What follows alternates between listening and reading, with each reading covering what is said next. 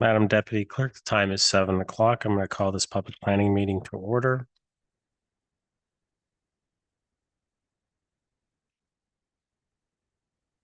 The town of Aurora acknowledges that the Anishinaabe lands on which we live and work are the traditional and treaty territory of the Chippewas of Georgina Island, as well as many other nations whose presence here continues to this day. As the closest First Nation community to Aurora, we recognize the special relationship the Chippewas have with the lands and waters of this territory.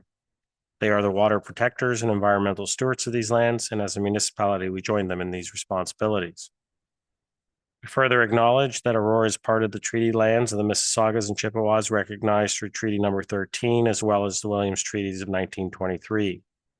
Shared understanding of the rich cultural heritage that has existed for centuries and how our collective past brought us to where we are today will help us walk together into a better future. Councilor, can I get a motion to approve the agenda? Councilor Weiss, Councilor Kim, comments or questions? Call the vote. All those in favor? Oh, describe, sorry.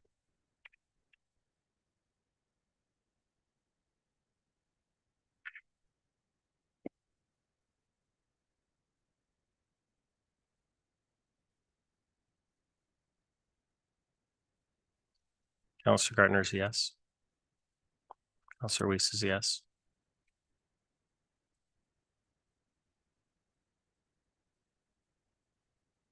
Well, 5. Councilor Gallo, Councilor Gilliland, I need both of yours. Yes, I don't Yes. have mine. Okay, thank you, Councilor Gallo. Councilor Gilliland? Yes. Thank you. That carries. Any declarations of pecuniary interest? Seeing none. Welcome to Aurora's public planning meeting. The purpose of this public meeting is to inform the public and obtain public input regarding the proposed zoning bylaw amendment applications. For the planning applications that will be considered by council tonight, the following process will occur. 1, town planning staff will outline the purpose of the planning applications being considered. 2, then the applicant will be given an opportunity to make a presentation and address issues raised in the staff report or public concerns already filed. 3, following these presentations, members of the public will be invited to offer their comments or concerns respecting the item virtually or in person and may speak twice for up to 5 minutes each time. 4, following comments from members of the public, I will then ask for council for their comments. It is very important that the town receive the correct names and addresses of individuals having an interest in the planning applications. Therefore, if you plan to speak to council at this meeting, or if you wish to be notified of any further council or committee meetings concerning the applications being considered, you must complete a planning interested party and speaker request form available on the town's website at aurora.ca/planning notices, or contact Planning and Development Services by email at planning@aurora.ca, or you can complete a green interested party form that Linda's holding up right there at the front and leave it with Linda up there. Under the Planning Act, only the applicant has the right to appeal any decision of council on a planning application to the Ontario Land Tribunal. This public meeting is being audio and video recorded. Names, addresses, comments, and any other personal information are being recorded according to the Municipal Act and the Municipal Freedom of Information and Protection of Privacy Act. This will help our town clerk prepare accurate minutes and to create a record that is available to the general public, including the town's website. Questions about this collection should be directed to the town clerk, Town of Aurora. I will now ask Deputy Town Clerk to confirm the notification to the public occurred as required by the Planning Act. Madam Deputy Clerk. Thank you, Mr. Mayor. Respecting item 5.1 on tonight's agenda, report number PDS 25009, application for zoning bylaw amendment, Armis Holding Inc., 511, 521, 531, and 543 Wellington Street West, Part Lot 1 and Part 40 acres, Plan 102, King, file number ZBA-2024-05, and related file number SP-2024-07.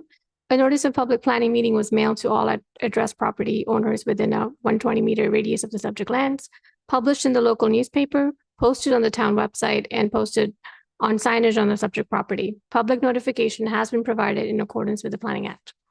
Respecting item 5.2 on tonight's agenda, report number PDS 25-014, application for zoning bylaw amendment 1000259515 Ontario Inc., 240 Industrial Parkway South, Lot 57, Plan 65R-10328, file number ZBA-2024-06. A notice of public planning meeting was mailed to all addressed property owners within a 120-meter radius of the subject lands, published in the local newspaper, posted on the town website, and posted on signage on the subject property. Public notification has been provided in accordance with the Planning Act. Thank you, Madam Deputy Clerk. I will now ask our Director of Planning and Development Services to begin with the presentations. Mr. Ramuno.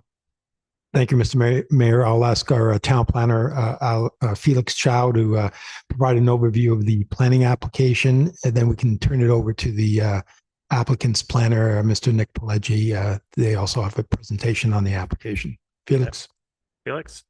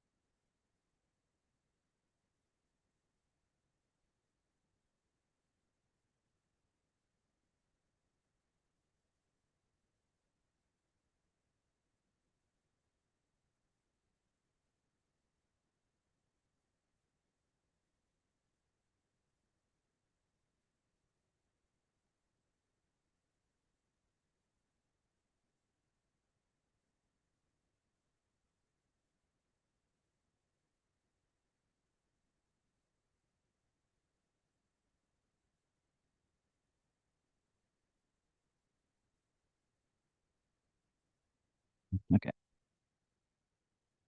Good evening, Mr. Mayor, council, members of the public. My name is Felix Chow, and I'm a planner with the town. Before us tonight is a statutory public planning meeting for the proposed zoning bylaw amendment for the properties at 511, 521, 531, and 543 Wellington Street West.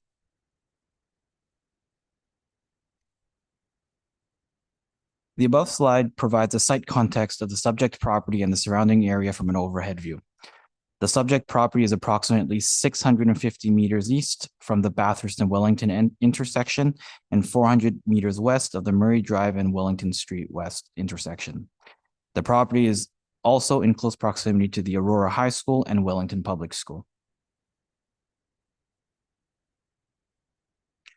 The subject site is comprised of 4 properties municipally known again as 511, 521, 531, and 543 Wellington Street West. The site has an approximate total area of 1.4 hectares or 3.64 acres, with approximately 116 meters of frontage along Wellington Street West. Each property currently contains 1 detached dwelling, which are proposed to be demolished as part of the subject proposal. The surrounding land uses are as follows. To the north, there's a church that has active planning applications for official plan amendment and zoning bylaw amendment proposing townhouse dwelling units. Further north is a residential area, and the predominant built form of this area is single detached dwellings. To the south are environmentally protected lands.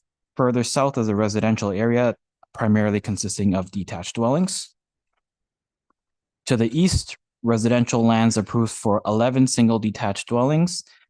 Further east is a residential subdivision with detached dwellings, the Aurora High School, mid-rise apartment buildings, and Wellington Public School.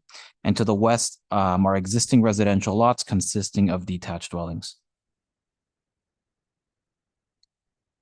Within the town's official plan, the subject lands are designated stable neighborhoods and environmental protection. The stable neighborhoods designation occupies majority of the subject lands. And this designation permits for a wide range of ground-related residential uses, including townhouse units, existing multiple unit buildings, and secondary uses. The intent of the stable neighborhood designation is to protect from incompatible forms of development while also allowing neighborhoods to be enhanced over time. All new development within the stable neighborhood shall be compatible with its surrounding context and shall conform with all other applicable policies of the official plan. A portion of the rear of the subject lands are designated environmental protection. This designation is intended to ensure preservation and protection of environmentally sensitive areas from surrounding development and changes in land use.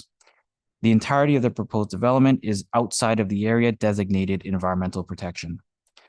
Furthermore, a portion of the property fronting Wellington Street West is within the local corridor, and intensification is directed to the local corridors at densities and a scale that is compatible with the surrounding areas. The maximum building height of 4 stories is applicable along this section of the local corridor.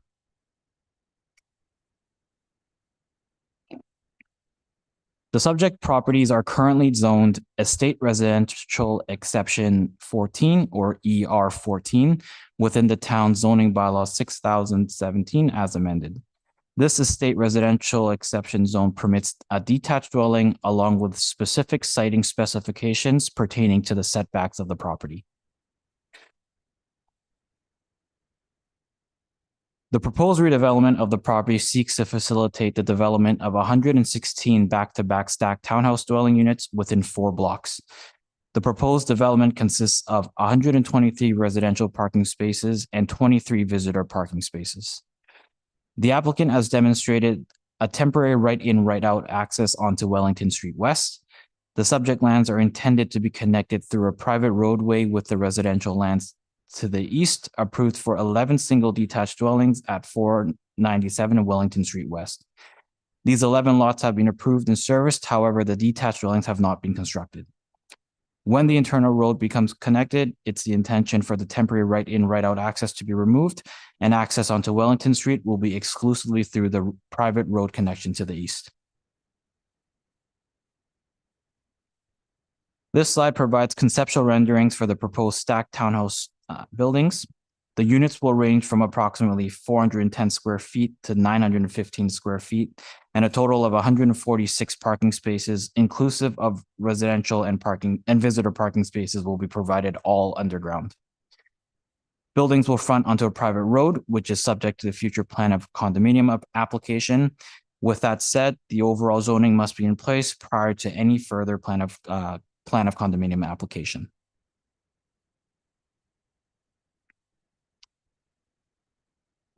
To enable the proposed residential development, the applicant proposes to rezone the subject lands from ER 14 to Townhouse Dwelling Residential R8 Exception Zone. The proposed site-specific R8 zone would permit stacked townhouses and zoning provisions such as setbacks, lot area, and parking requirements to facilitate the proposed development.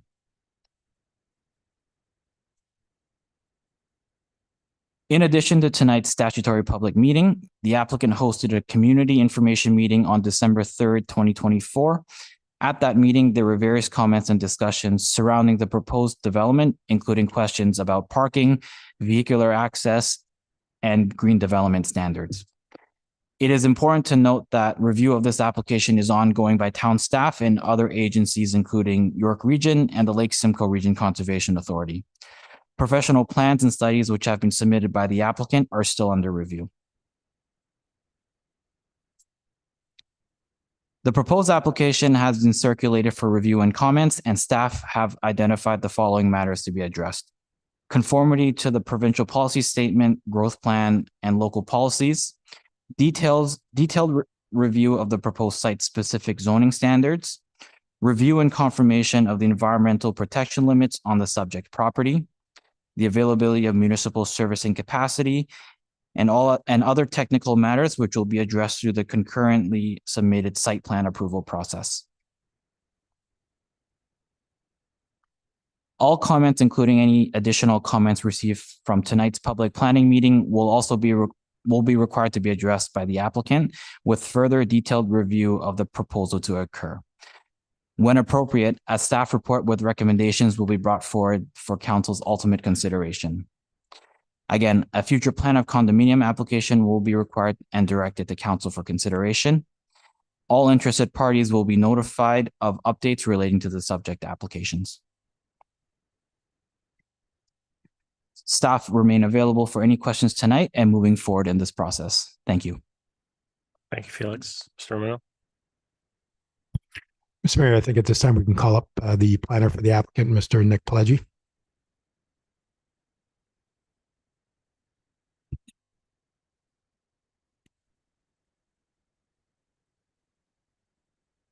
Thank you, Mr. Mayor, members of council. Excuse me. My name is Nick Pileggi, and I am the planner on behalf of Armis Glen here tonight for the statutory public meeting. I also have Prish Jain, who's the architect on the file, and he'll be taking you through some of the renderings and some of the architectural portions of the presentation. So Felix already went through, Felix already went through the location of the site, which is 511 to 543 Wellington Street. It's located on the south side of Wellington Street between Bathurst and Yonge Street. More specifically, it's just east of McLeod Drive, which is the signalized intersection to the west, and it's west of Hilldale Timpson intersection with Wellington. It's made up of four formerly single-family detached residential properties. So Felix already took you through some of the official plan slides, but a couple of things I did want to point out. The proposed development does conform to and is consistent with the official plan. There's no official plan amendment that's before council this evening, only a zoning bylaw amendment. It is designated stable residential with some natural heritage at the rear of the property, which you can see at the very bottom of the box that shows the subject site. No development is proposed on any lands that are designated natural heritage. On top of the stable residential designation, there's an overlay for a local corridor, which is found along Wellington Street and also on Yonge Street. But the Wellington Street corridor is designated as a local corridor. So the residential designation permits residential dwellings up to 4 stories or 14 meters when it's located on an arterial road, which Wellington is. As the site is on a corridor, this permits a wider range of dwelling types and forms, and that includes the proposed back-to-back stacked townhouse units up to 4 stories, which is what is proposed. So why a zoning bylaw amendment? Currently, the site is designated or zoned estate residential. While your official plan was adopted in 2023 and was approved by the region in 2024 and is now in effect, the zoning bylaw is much, much older than that and isn't fully consistent with and been brought up to date with your official plan. So while the official plan permits the kinds of density, the proposed dwelling type up to 4 stories, what you have is an older zoning on the site that still talks about estate residential that only permits 1 home per the 4 lots. So the bylaw is not up to date and doesn't conform to your official plan. And so that's why we're here before you tonight for a site-specific amendment. So Felix touched upon some of the unique characteristics of the site and its location.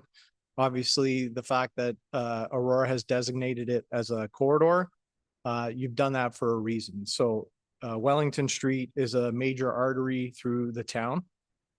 It includes both high order transit connections, including the GO station to the east and connections to Yonge Street Viva, also to the east, about 1.5 kilometers away.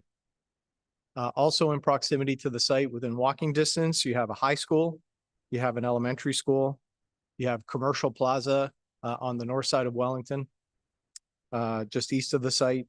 And you have some jobs in terms of the school board building, and then obviously further east along Yonge Street, quite a commercial area there as well. There's also other density nearby, and there's applications on the north side for townhouses, which shows that the area is in a bit of transition.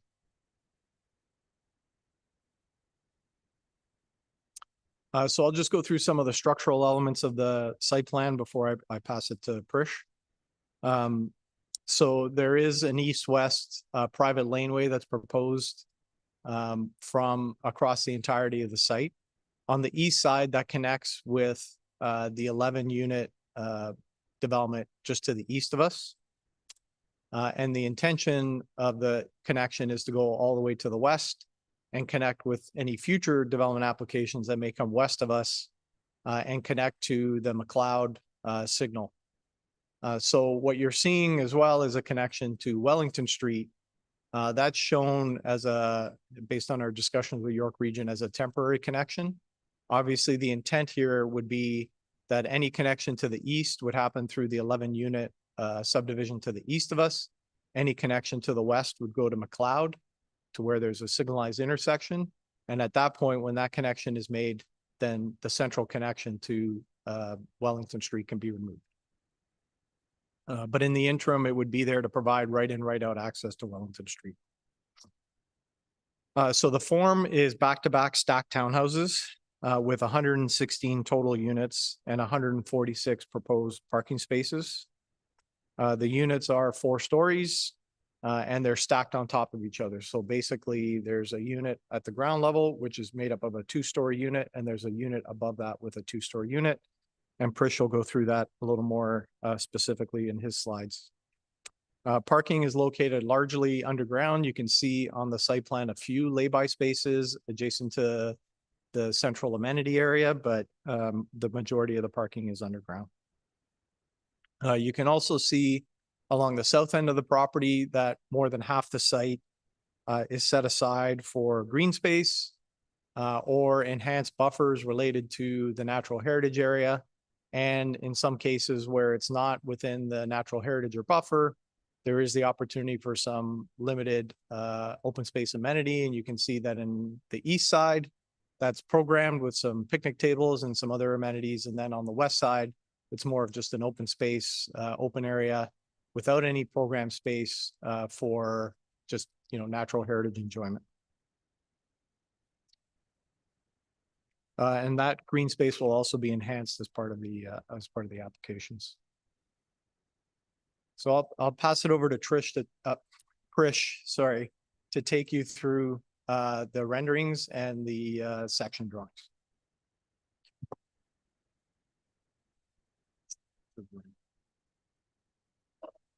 Thank you, Nick. Thank you, Mr. Mayor and council members. My name is Prish Jain. I'm the architect on this file. As Nick had mentioned, the predominant form that is for this housing are stacked back-to-back townhouse units. What does that mean? That means that all of the front doors of these are related to the outside. There's no common space. These are not apartment buildings. These are townhouse units. All of these townhouse units have their own exterior space, either on the rooftop or in the form of a patio in the front of their unit. The units along Wellington have their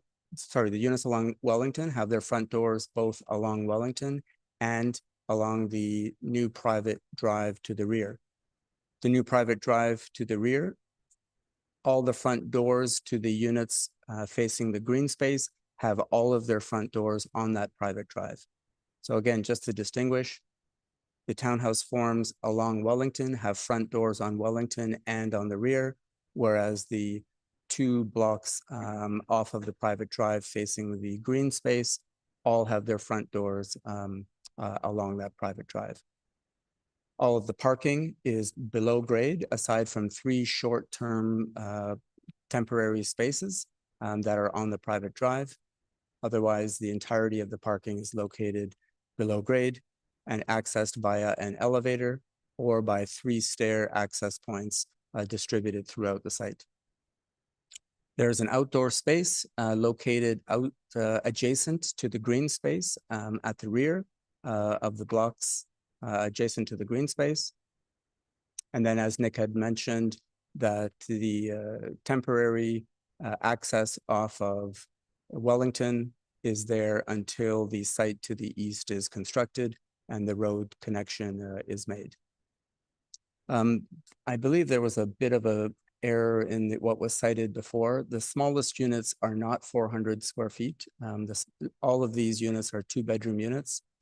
They range from approximately 800 square feet to 950 square feet. There may have been a typo on our drawings, but there are no units less than approximately 800 square feet. I think to keep it short, that is our proposal. I could talk about the materials. The materials are intended to be contextual in nature. The facades are brick and stone, accents of wood patterned metal panel, and wood front doors. There is a requirement for an 18-meter setback from the center line of Wellington.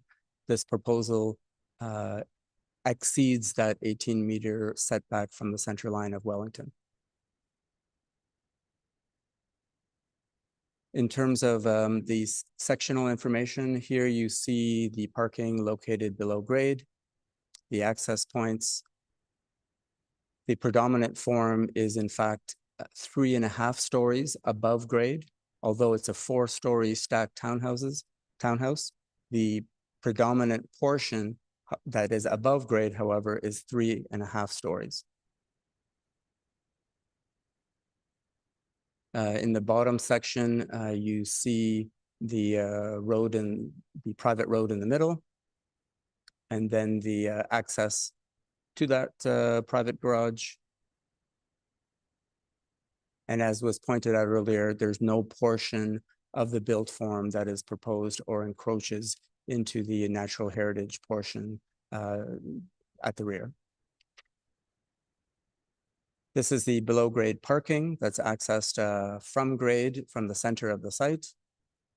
And again, you see various lines below the proposal adjacent to the green space. There are lines that are both the top of bank lines and then the setback from the top of bank lines. The shaded area indicates the built form above, and then the parking structure below. All the garbage collection is collected below grade through a system of chutes, and the garbage on garbage day is hauled up, collected at grade, and then the bins are hauled back down. So there are no garbage bins located at the exterior of any of these townhouse units. There's also a provision for barrier-free spaces that are located close to the elevator, and then the elevator brings the access to grade at a central location at the site. At this point, I'll turn it over to our transportation engineer. Back to Nick. Thank you. Thank you. Thanks. So one of the many studies that we're required to provide is a transportation study. So the requirement here is to look 5 years out. So you'll see at the top of the slide here that this is a 2029 net new site generation. So this takes into account both the known developments that are already in the development pipeline, any proposed developments, plus it looks at an increase in what they call background traffic every year at a certain percentage. So basically, the traffic study is required to take into account just an overall increase in traffic year to year. It takes into account any known or proposed developments. So the requirement is for us to look at certain impacts to the nearby intersections and volumes. And the traffic study that's been submitted concludes that the development would have minimal impact on these intersections and can be accommodated based on the existing road network without any upgrades. And then just to sum up, so the application was filed in late September 2024. It was deemed complete on October the 2nd of 2024. It was accompanied by a number of studies, including planning justification, environmental impact, all of the architectural plans, drawings and elevations, engineering reports, a floodplain model, geotechnical and hydrogeological studies, traffic and transportation, and a landscape plan and restoration plan and tree inventory and protection plan. And those are all listed on page 5 of your report, page 5 of 11. We did have the community information meeting on December the 3rd, and Felix has pointed out a couple of the comments that came from there. So I'll address the one about parking, and there may be questions that come up later on. So the proposal is for 146 parking spaces for the 116 units. That's slightly more than 1.25 spaces per unit. That's both resident and visitor parking spaces. That compares to the zoning bylaw, which requires 1.5 spaces per unit plus the visitor requirement. So, the discrepancy there has to do really with your 1.5 spaces per unit. That's your typical townhouse standard in the town. These are not 3 or 4 bedroom townhouse units like you might see where, you're going to have a garage with a 1-car parking spot outside in most cases, and that'll be your 2 spaces per unit. It obviously is more than the requirement of 1.5 space per unit. These are 2-bedroom units, and Krish mentioned they were 800 to 900 square feet. While they're not apartment units, and Krish was careful to say these are not apartment units, they're all accessed from grade or from staircases that go directly into the units. They are smaller 2-bedroom units. They are a different kind of product, and they're not the same as a typical townhouse product. All of the parking is below grade, and this isn't the kind of development where, you buy a townhouse with 1-car parking outside and 1 in the garage, and then you try and wedge your second car in, or you pave your whole front lawn to do that. When you're purchasing this unit, it's no different than purchasing any condominium where you buy a unit and you buy your parking spot that comes with it. You know what you get, and that's all you get. So anyone who purchases here would know that there's only 1 parking space per unit and only the ability for that 1 space. If you need more than 1 parking space, you simply don't buy this unit, because the reality is this isn't somewhere where you can pave your front lawn and wedge another car in, or go down the street and park somewhere else. The reality here is there's nowhere else to park. These are all private roads. You're not going to park on the other side of Wellington Street for your entire life and walk across the street and move to these units. So while the number might seem aggressive based on the requirements, again, the requirement is for a typical townhouse product, and these are a different kind of product. So that's our take on the parking. And if I know Mark's done some work, and if there's some questions, Mark can come up and answer them about other typical sites like this where, the 1 parking space per unit is pretty much the standard requirement. So again, that's our presentation for the evening. We're certainly open to any comments that we hear from members of the public, council members, obviously, mayor. We also have received some comments from staff, peer reviews, and external agencies, including Lake Simcoe Region Conservation and the region. And we'll be taking all those into account and filing a resubmission, and obviously coming back to council at some point, hopefully for a recommendation report. Thank you very much. Thank you, Nick. At this time, I'm going to open floor to the public. First, I have someone on my list, Janice Ryan. Janice, welcome. I can just get you to state your name, and you have 5 minutes.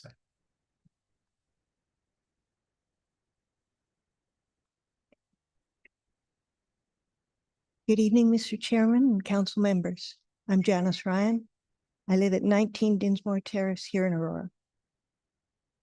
When evaluating a planning application, we naturally refer to the Aurora Official Plan, updated in 2024, which, as it states, is intended to provide clear direction to council through which to evaluate the appropriateness of change and the degree to which proposed changes are considered compatible development and are in the public interest. Density and compatibility are major issues with this proposed development. The official plan states that the location of the properties in the local corridor of Aurora. The plan advises that intensification is directed to the local corridors at densities and a scale that is compatible with the surrounding areas. The lot in question and its neighbors are zoned estate residential and residential. These areas, originally designated for single-family detached homes, have set back to exterior side yards of 15 meters for estate residential to the west and 5 meters for the rest. The developer has requested reductions in zoning minimums for almost all areas surrounding the proposed buildings, even against the R8 zone bylaw for townhouses. In the current application, one corner of each of the buildings appears to almost touch the neighboring side lots, leaving no buffer between the buildings and their neighbors' yards. The usual R8 zone requirement is an exterior side yard of 6 meters. Where the R8 zone stipulates minimum amenity area of 18 square meters per dwelling, making it 2,088 square meters for 116 units, this application asks for approval of a minimum of only 250 square meters total. This project of 116 units is very densely populated, with the potential for between 116 people, and in the event of families of 4 or more, over 464 residents. With this large population and the fact that it has almost no buffer between its buildings and its neighbors' yards, this development fails to transition gently to the higher density as required in the area. It's also important to look at the ramification of the traffic generated by this development. To avoid cars turning across Wellington, it is proposed to initially have temporary road access in the development from the west only and exiting to the right to the east only. It is hoped that once the development has been completed on the neighboring lot to the east, 497 Wellington Street West, that the development road will connect to the private condominium road on 497. The 497 condominium application for 11 detached homes was approved in July of 2016. The infrastructure of roads, electricity, sewer, etc., was only completed last summer, and the now service property has been up for sale since then. The impact on 497 enclave of homes of having 116 units next to them and having all vehicle traffic from this area going through their development is without question onerous and a concern for people with children. It would no doubt affect property values and make it less attractive for a developer to purchase a property and build said homes. If there continues to be a delay in the building of the homes on 497, the temporary road entrance would likely continue for an extended period of time. With the exiting traffic from the proposed development having to turn right, those wanting to head west would realistically turn right at the first corner onto Timpson Drive, then right again into Dinsmore Terrace, a small court of 9 homes, to turn around and return to Wellington to head west.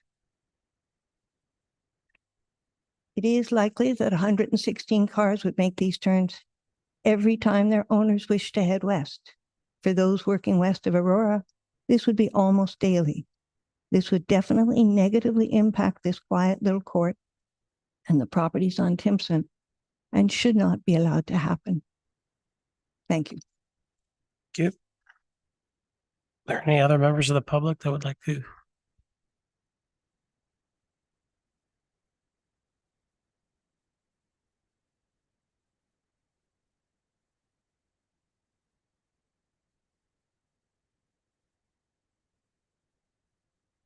Welcome, sir. If I can just get you to state your name and you have 5 minutes.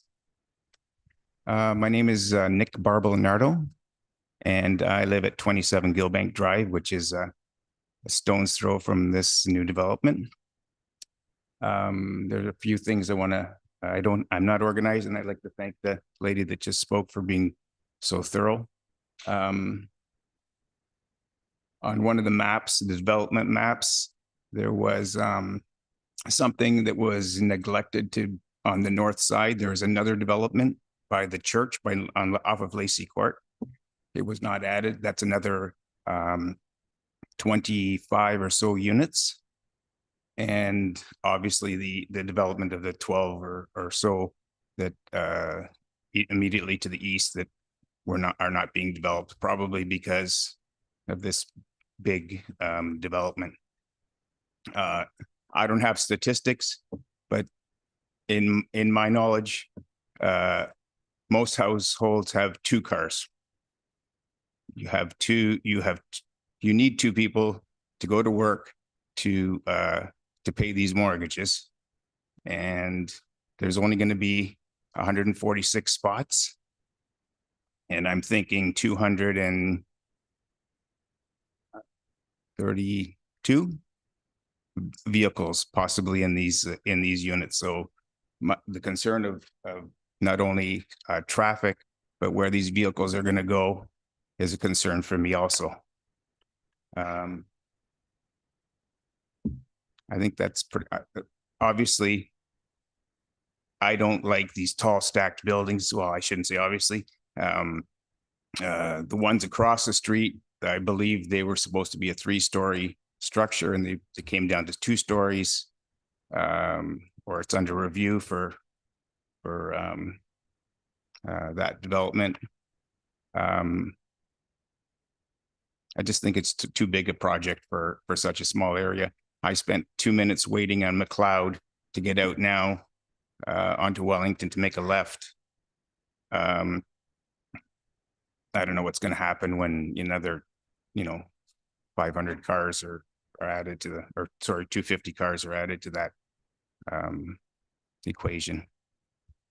I think that's it. Thank you for listening. Thank you.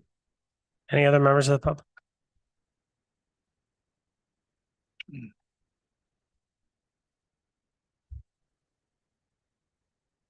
Welcome. If I can just get you to state your name, and you have 5 minutes, sir. Very good evening, Mayor and the Councillor. My name is Omid Malik. I'm resident at Timson Drive, 124 Timson Drive. I'm fully agree with whatever the Madam explained and this gentleman. Rather than that, many chosen to live here in Aurora because of the peaceful ambience. And this will impact the traffic, this project, very badly. Now, if you remember, at the Yonge and Wellington juncture, from the north to the south, only it was in 23 that the city just developed for the turning right, okay? But still, after only 1.5 years, the traffic has not been eased. Now the advanced signal from the Wellington east towards west has been added. And again, those from Wellington west who would like to turn left to the Yonge Street, they are facing a lot of waiting time because there's no advance for them. From the other hand, now at the red light at this cross section, at least more than 200 meters after the library, you have the traffic for one single red light during the rush hours. So by adding so many residents in this plot of land, definitely we will face a lot of traffic jams, and this is a place where this new retirement is supposed to come through at the Yonge Street. And then rather than that, we have this golf link, which is coming within a year or two. Therefore, with this proposal, definitely the sense of security of the people who are living here in the Wellington West will be damaged. You know, the security and sense of security is different. In this piece of land, those people who are at the Timson Drive and it adjacent to the ravine, these people doesn't have any place to go, especially the kids. And certainly they are coming to the ravine. And then there is no safe feeling of the residents here in the Timson Drive.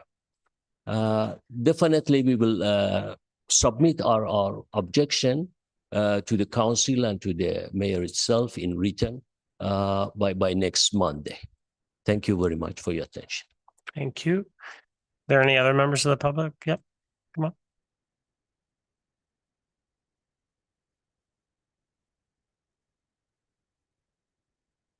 I can just get you to state your name, sir, and you have 5 minutes. Major, my name is Nian Huang. I live in 15 Dinsmore Terrace, which is quite close to the development. I have very like I have very strong like objection to this plan because I have experience like living in a place where before it was a tranquil place and then transferred to a hustle bus area.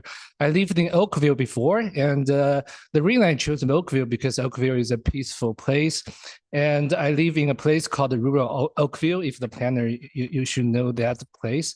And in the year 2018, there are not so many developments there.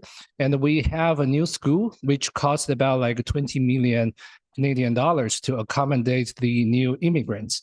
And soon the rural Oakville becomes, there are like a lot of like houses and townhomes.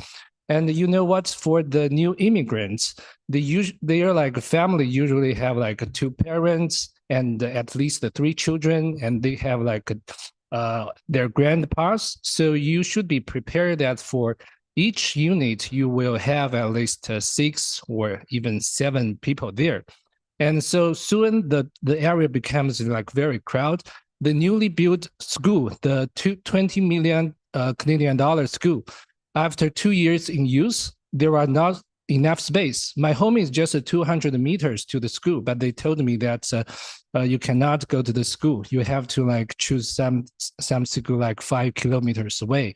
So now we're listening this plan, but we don't listen to how the town hall to accommodate in the worst case.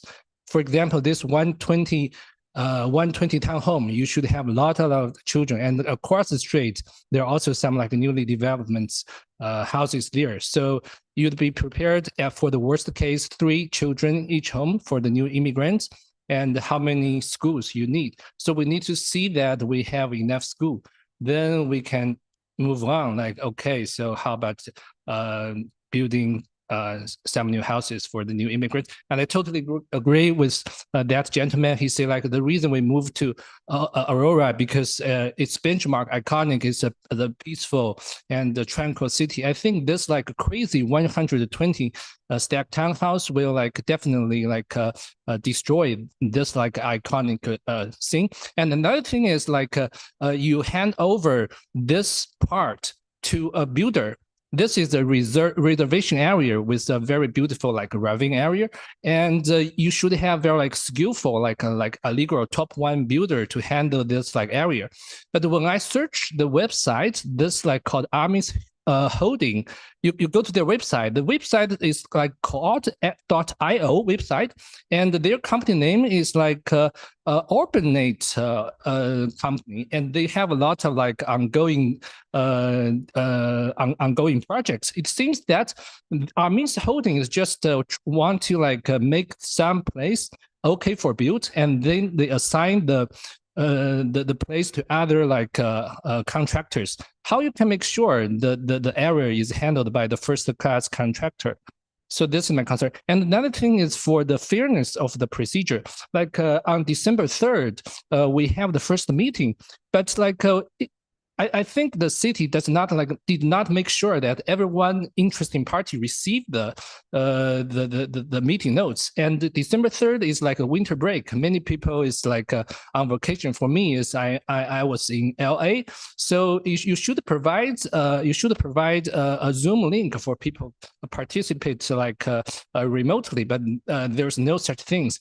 And for today's meeting, you just change like three single house lots to a 120 stack house. This is a big change. So I think the city can have like a very serious consideration on this one. Yeah, thank you very much. Thank you.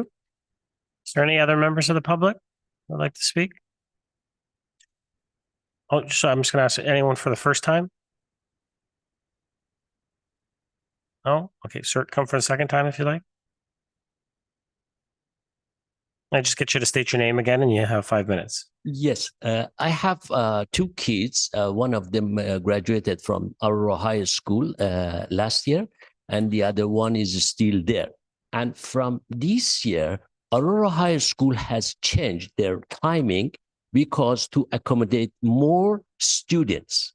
So it means presently the the higher high school doesn't have the sufficient capacity. And with this new development, definitely we will face a lot more difficulties. You can check with the administration at Aurora High School that they have changed their timing as of this year.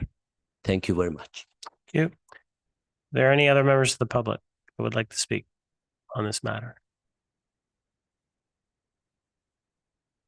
You come a second time if you'd like. If I can just get you to state your name again, Janice, and you have 5 minutes. Janice Ryan. Truly, I have a question from the previous presentation. It wasn't clear on the diagrams, the height of the buildings that are being proposed. And it looks like there's quite a lot of structure above that 4th floor. So there is a concern they're over 14 meters, which is a limit. But that's really a small concern in that the whole area is just overly dense for the existing neighborhood and what the official plan designates. Thank you. Thank you. Any other members of the public?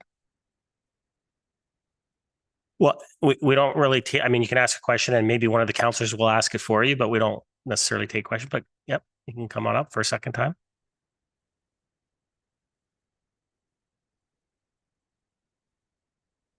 Just get you to state your name again. You have 5 minutes, sir. So Nick Barbelinardo, and as a point, I've been in Aurora for 30 years in the same area and love it. Is a petition anything that would help the cause of not having something developed, or? I'll just answer that quickly. It would be something that I would assume we would all take into consideration, but It would be taken into consideration, but not. it wouldn't mean that it would stop or approve it. Either way, the petition was for either side. It would just be something that the council would take into consideration in their deliberations. And this form would help us get the next information meeting time or online? Yeah, as I stated, if you fill out that form, you'll be kept informed with any meetings that will be forthcoming in regards to this specific development. Okay, thank you very much. You're welcome.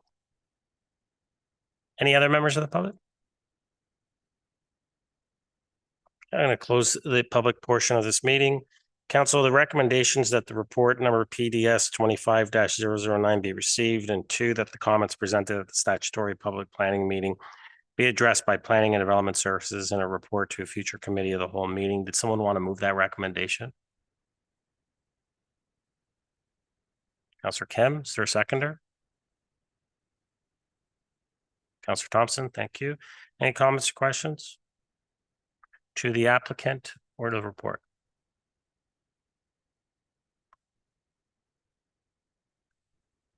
Okay, I'll call.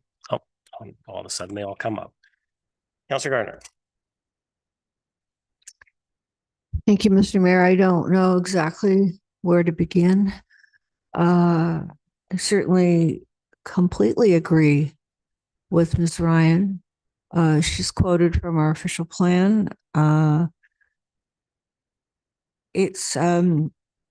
We had this discussion about compatibility when we looked at our zoning bylaw the last time.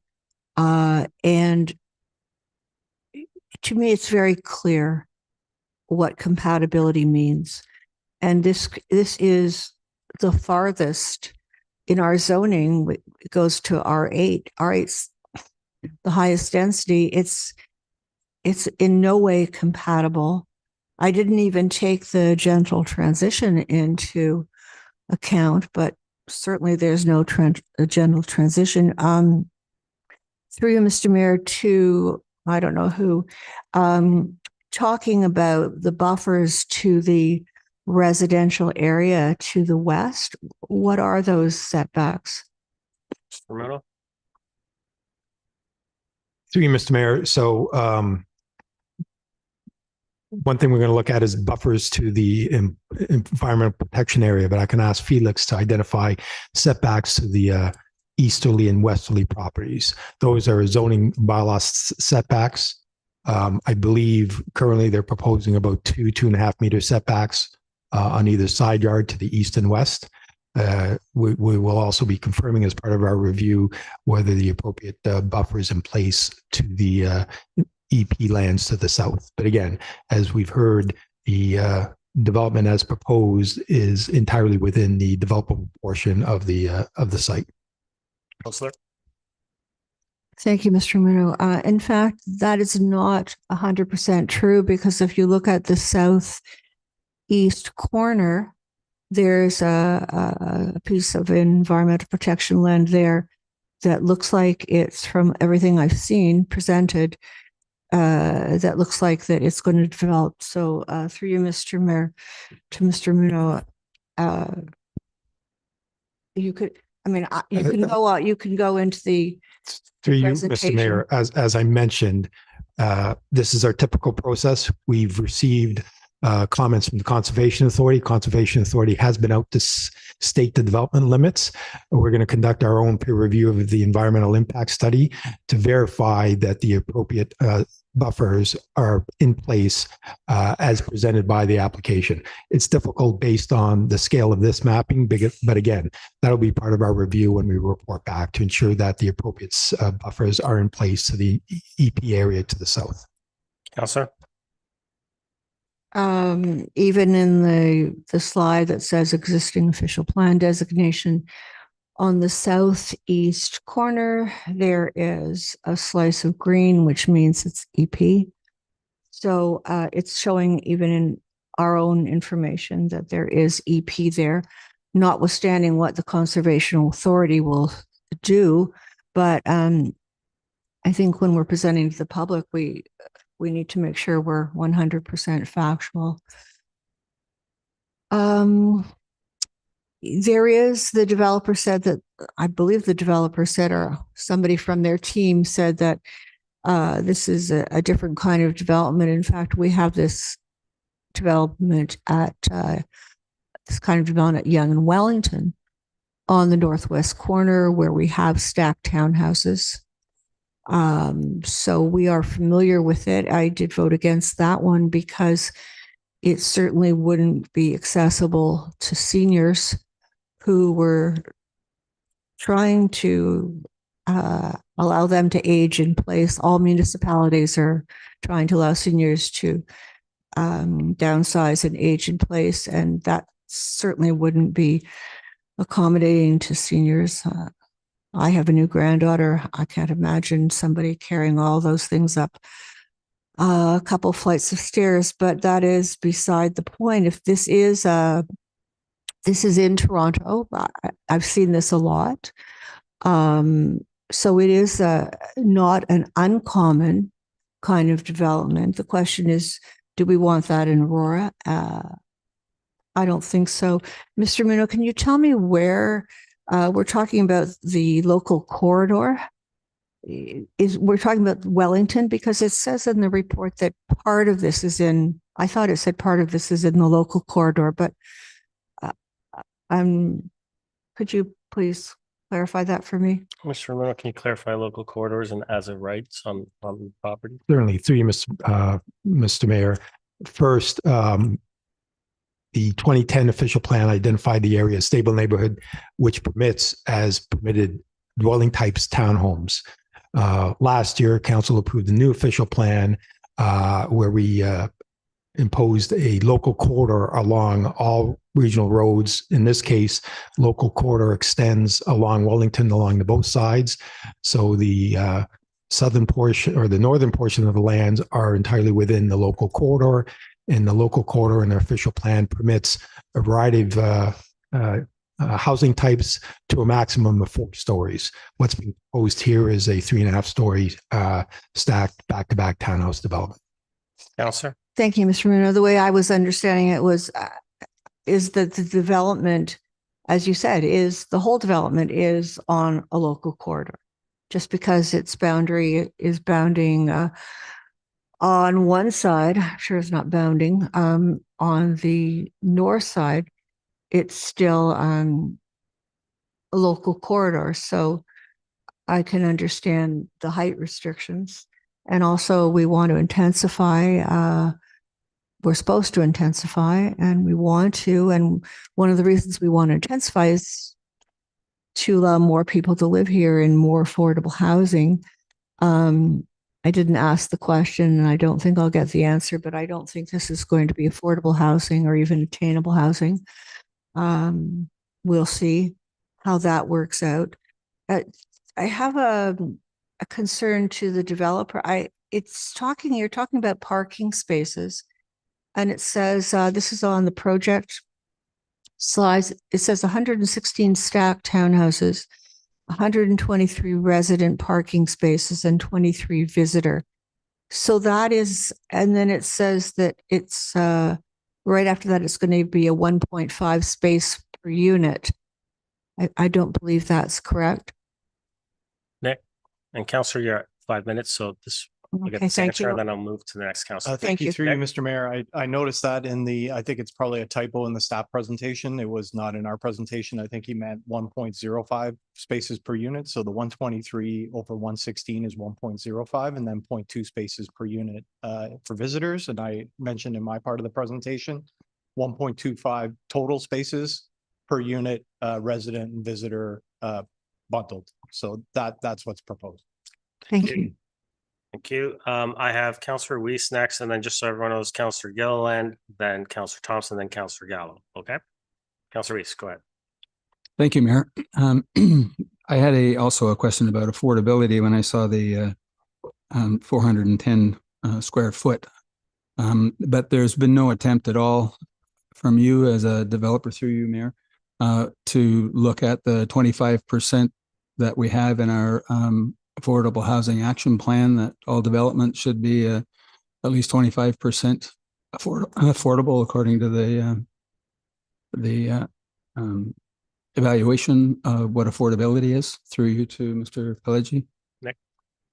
Through you, Mr. Mayor. I mean, I think, look, we get asked that question about 25% affordability, and I'm pretty sure, I looked at the region's last report, and region wide, I think the number was something like 10 to 11% of the units that were delivered in 2022 or 2023 were affordable, and the majority of those were very small apartment units that meet the affordability criteria of about $550,000 to $560,000. These units, I think, are a different kind of product than your typical townhouse product, that might be more than $1 million in Aurora. We're talking about 800 to 900 square foot unit.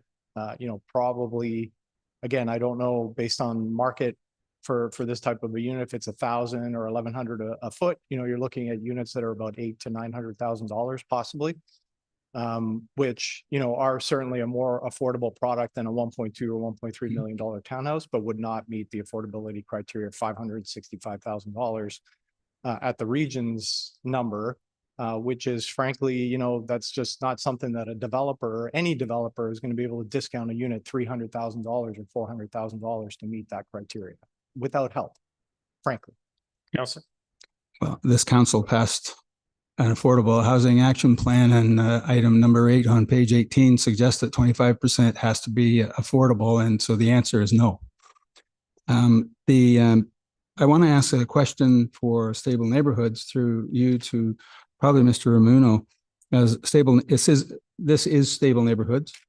No question about that, through you to Mr. Ramuno. Through you, Mr. Mayor, underlying designation, yes, but keep in mind that with our new 2024 official plan, the Wellington corridor has the local corridor designation to permit, more intensification up to 4-story heights. Counselor. Right. I understand that we're going through that bylaw review, but it's not in place quite yet. And I do agree with the residents when they talk about incompatibility, when we're looking at density and the relationship to other residences in the neighborhood. I did notice that there's also in the on page 7 of 11 here, we're talking about the front setbacks. And so I just want a question is, are you really suggesting that the front door of these stacked townhouses are going to be 2 meters from Wellington Street? Is that what I read in the document here? Mr. Miller. says 2.2 actually. Through you, Mr. Exact- Mayor, that's correct. That currently, based on the plan in front of us, the setback is 2.2 to the right of way, Wellington. That's not necessarily to the curb because we've got a grass boulevard. So it won't be 2.2 meters from the curb, but to the regional right of way. And again, it's something that we're reviewing as well, but that looks like it's similar to the setbacks to the some of the homes immediately to the east, the 11 lots that were approved a number of years ago, just recently serviced. But yes, that is one of the exceptions to the front yard. Council.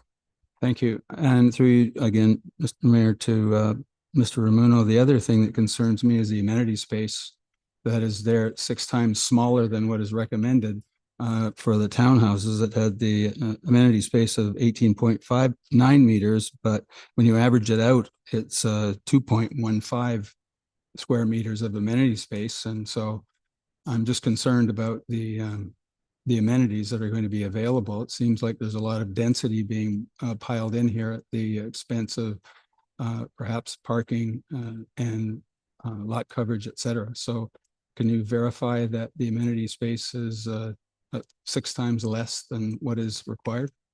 Sure. So through you, Mr. Mayor, yeah, based on the information we've got, they're proposing about 250 square meters overall. It's something we need to confirm. That refers to the outdoor amenity space, but I believe they are also proposing some rooftop terraces, and that would be part of the calculation. So I believe that 250 square meters would be a lot higher once we factor in the rooftop terraces. Okay, Counselor. thank you. That's helpful. I saw that and I wondered what the number would be, but is an amenity space for sure. And a question was brought up about the height. From a stable neighborhood standpoint, we have height restrictions on stable neighborhoods. Is this within the height restrictions of the present stable neighborhoods, or is it outside of that and we're waiting for something to happen next to for the zoning bylaw review, et cetera? So through you, Mr. Mayor, Councilor Weiss, just to be clear, so our new official plan, which is approved, has designated Wellington as local corridor. So as of right, up to 4 stories are permitted within these corridors. And the current proposal, based on our review, is under that 4 meter or 4 height story or 14 meter height. 3.5 stories. 14. Councilor. Okay, thank you. That's it. Thank you. Councilor Gilliland. Thank you very much. There was a lot said there that's probably very repetitive, so I won't get into that. I do want to touch on the fact that we did have a housing target of 8,000 homes to build in the next 10 years. And for our 2024 targets, our progress was 167 homes. And while I understand density could be a point of question within the room, I also understand that I've been very consistent in advocating for responsible development, especially along our regional and local corridors. And this is certainly one of them.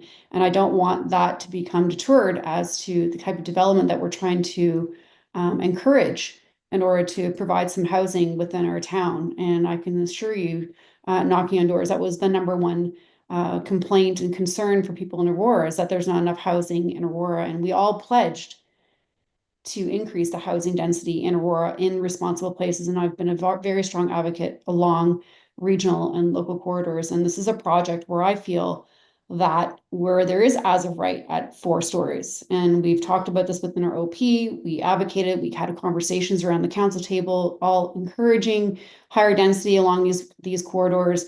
And this is actually less than that. So I just really want to throw that out there, because I do realize that there are some gentle transitions that we're trying to achieve. And I feel that this particular application is considering that.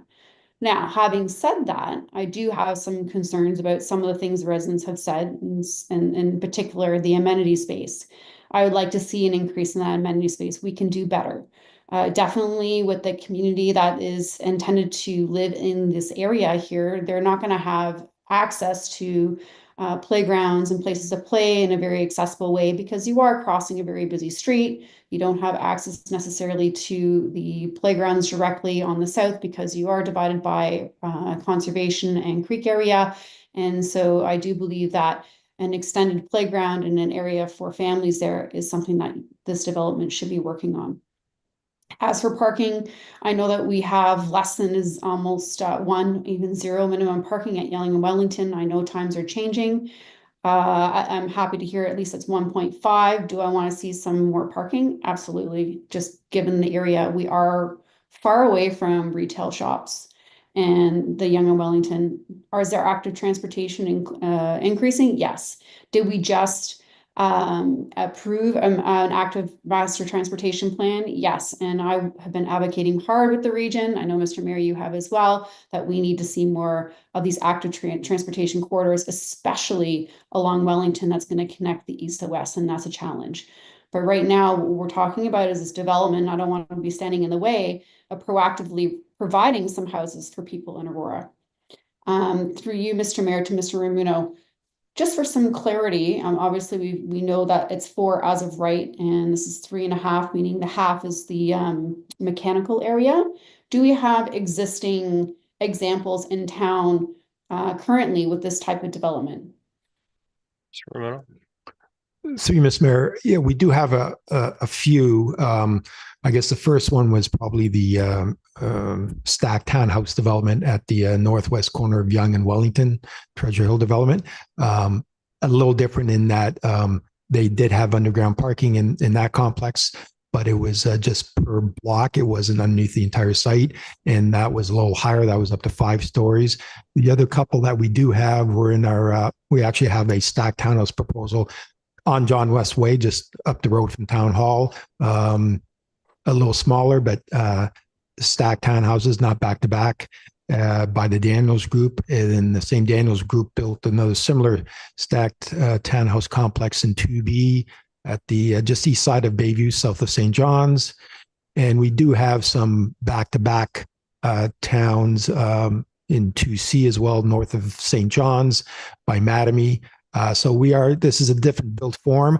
I like to refer to it as sort of a hybrid between your typical street townhouse and an apartment, as the architect mentioned, underground parking, a 3.5 story built form with individual exterior access. They're not sharing, the form doesn't share a lobby or a common corridor, but it is one way to get more units, more smaller units in order to try and achieve or get closer to the affordability objective. As we heard, these are smaller units, a typical townhouse, street townhouse, 2-3 stories, minimum 1,500 square feet and up, sometimes even a lot larger.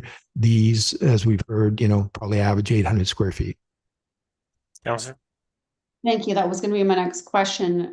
If you consider this a hybrid to town/apartments, just given the fact that they're attached and they have individual entrances versus a common entrance, for lack of a better term.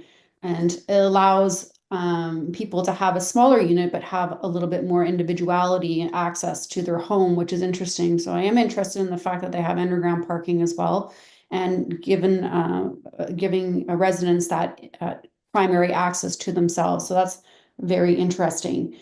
My other question to you, and it was a bit of concern, and I've heard some of the residents talking about it, is the temporary in and out, right out access. And of course, I share the same sentiment. I would be concerned too. I wouldn't want people coming around and doing U-turns in my community.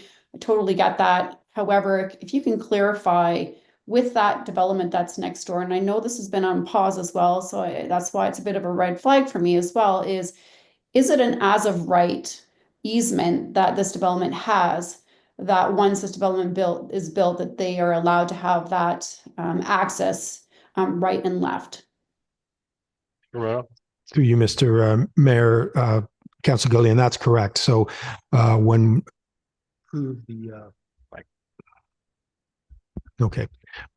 council 11 lots immediately to the east, which, as we heard, yes, that approval goes back a number of years ago. The ownership changed hands about a year, 2 years ago, and the new owner has proceeded to service those lots, and now the individual lots are for sale.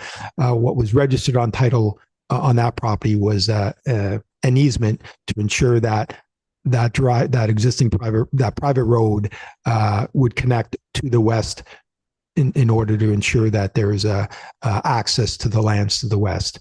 So the proposal before us today, when it gets to a stage of council approves it, there will be a similar easement in place over that property to extend service access further to the west, and they do have a right to access that existing private road that was just developed. So again, that right in, right out that the region's identified is temporary.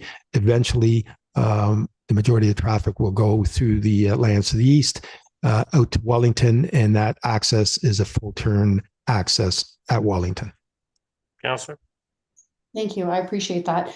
And while I appreciate the sentiment, I guess just food for thought, because I understand this is just the public planning meeting, and obviously we're getting some feedback, and hopefully this does move forward to at least allow the developer to come back and address some of the concerns. But as far as that right in, right out, I think some questions to ponder is, how long do we have to wait for that property to sell and have this development build, and at what point does it become a problem to where we can, this developer maybe we want to have that right left on their property because the adjacent property isn't doing anything. Through Mr. Mayor to Mr. Ramuno, is there some sort of sunset clause on this property? So at least we have some sort of timeline to say, all right, this is not going ahead. We have to have something in place that's going to allow this right and left, because it's already been approved by the region there. I understand why they're not going to do that twice in such close proximity, but do we have some sort of sunset clause in place? Councillor, you're at your 5, so I'm going to have Mr. Ramuno answer this, and then I'm going to move to the next councillor, okay? Mr. Ramuno? Through you, Mr. Mayor. So the region right now is recommending that right in, right out be temporary. I mean, that's open for discussion with the region. With respect to the full moves access on Wellington through the property to the east, that easement is in place. So this applicant before us would have legal right to access that property because that road has now been constructed. That owner is, serious about moving forward. Again, they spent the last year servicing those lots. They are up for sale, but fully serviced. Thank you. Thank you. Councillor Thompson? Thank you. Not much more to add than it's already been asked, but just, I guess, a little bit more clarity around the heights. So through you to Mr. Ramuno. Mr. Ramuno, you refer to, 4 stories, but when we look at the side profile of the building, are we measuring it to the terrace or to the roof? Because it looks like, if you measure it to the roof, that it's 4.5 or 5 stories as opposed to the terrace, way they've set this up with an amenity space. So perhaps you could provide some clarification on how we've determined the height levels. Mr. Ramuno? Through Mr. Mayor. So the height is based on, the average grade around the block to the top of the full story. Any mechanical room, or if there is a terrace on the top story, that's not factored into the height. But based on, our review at this point, it's technically a 3.5 story building. And I believe it is under the 14-meter height identified in our official plan. Again, moving forward, this is something that we will verify as part of our review. Council. Thank you. And, as we go through the process and staff continue the review, I think you've mentioned a couple other similar stacked townhome properties within the town, specifically the Daniels Group, which it did the ones that, as you said, to the east of Bayview at St. John's, as well as the Treasure Hill development at Yonge and Wellington. I think it would be helpful, at least for me anyways, and as staff go through the process of some of that information or comparators, specifically around the parking. And I do share some of the concerns that the residents have voiced with parking, because we've seen it time and time again.